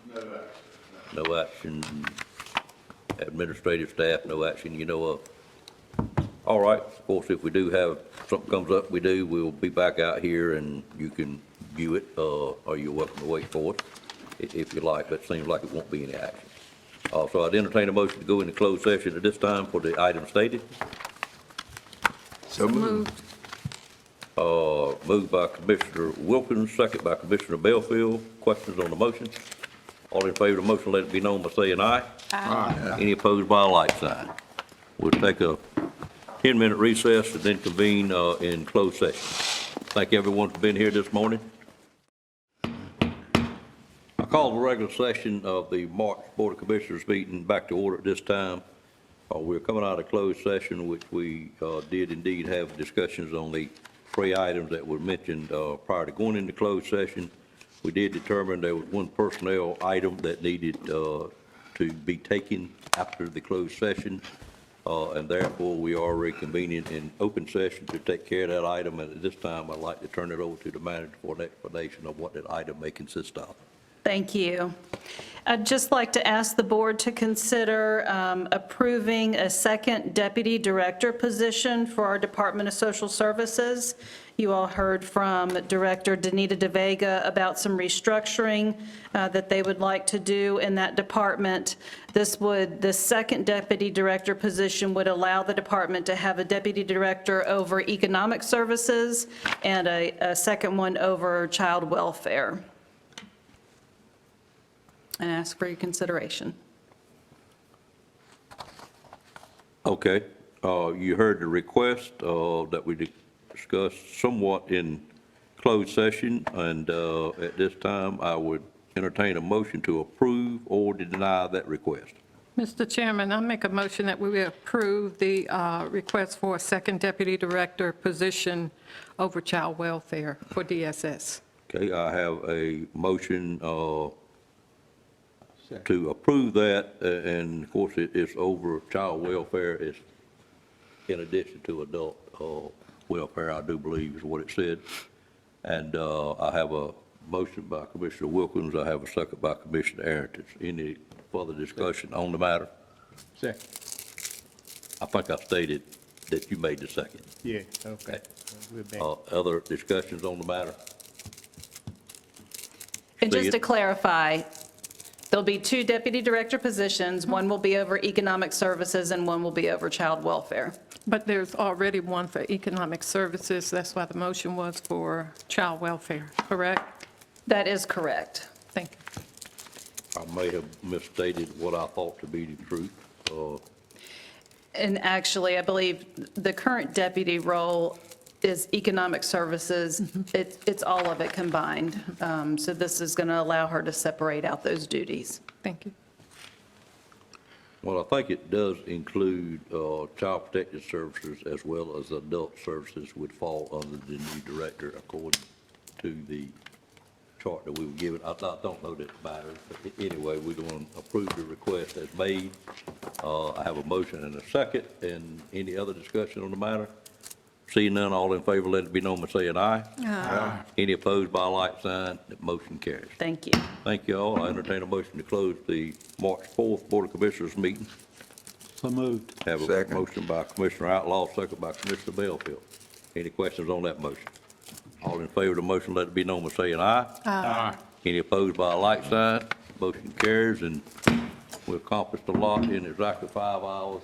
Thank the board for their due diligence on the subject matter today.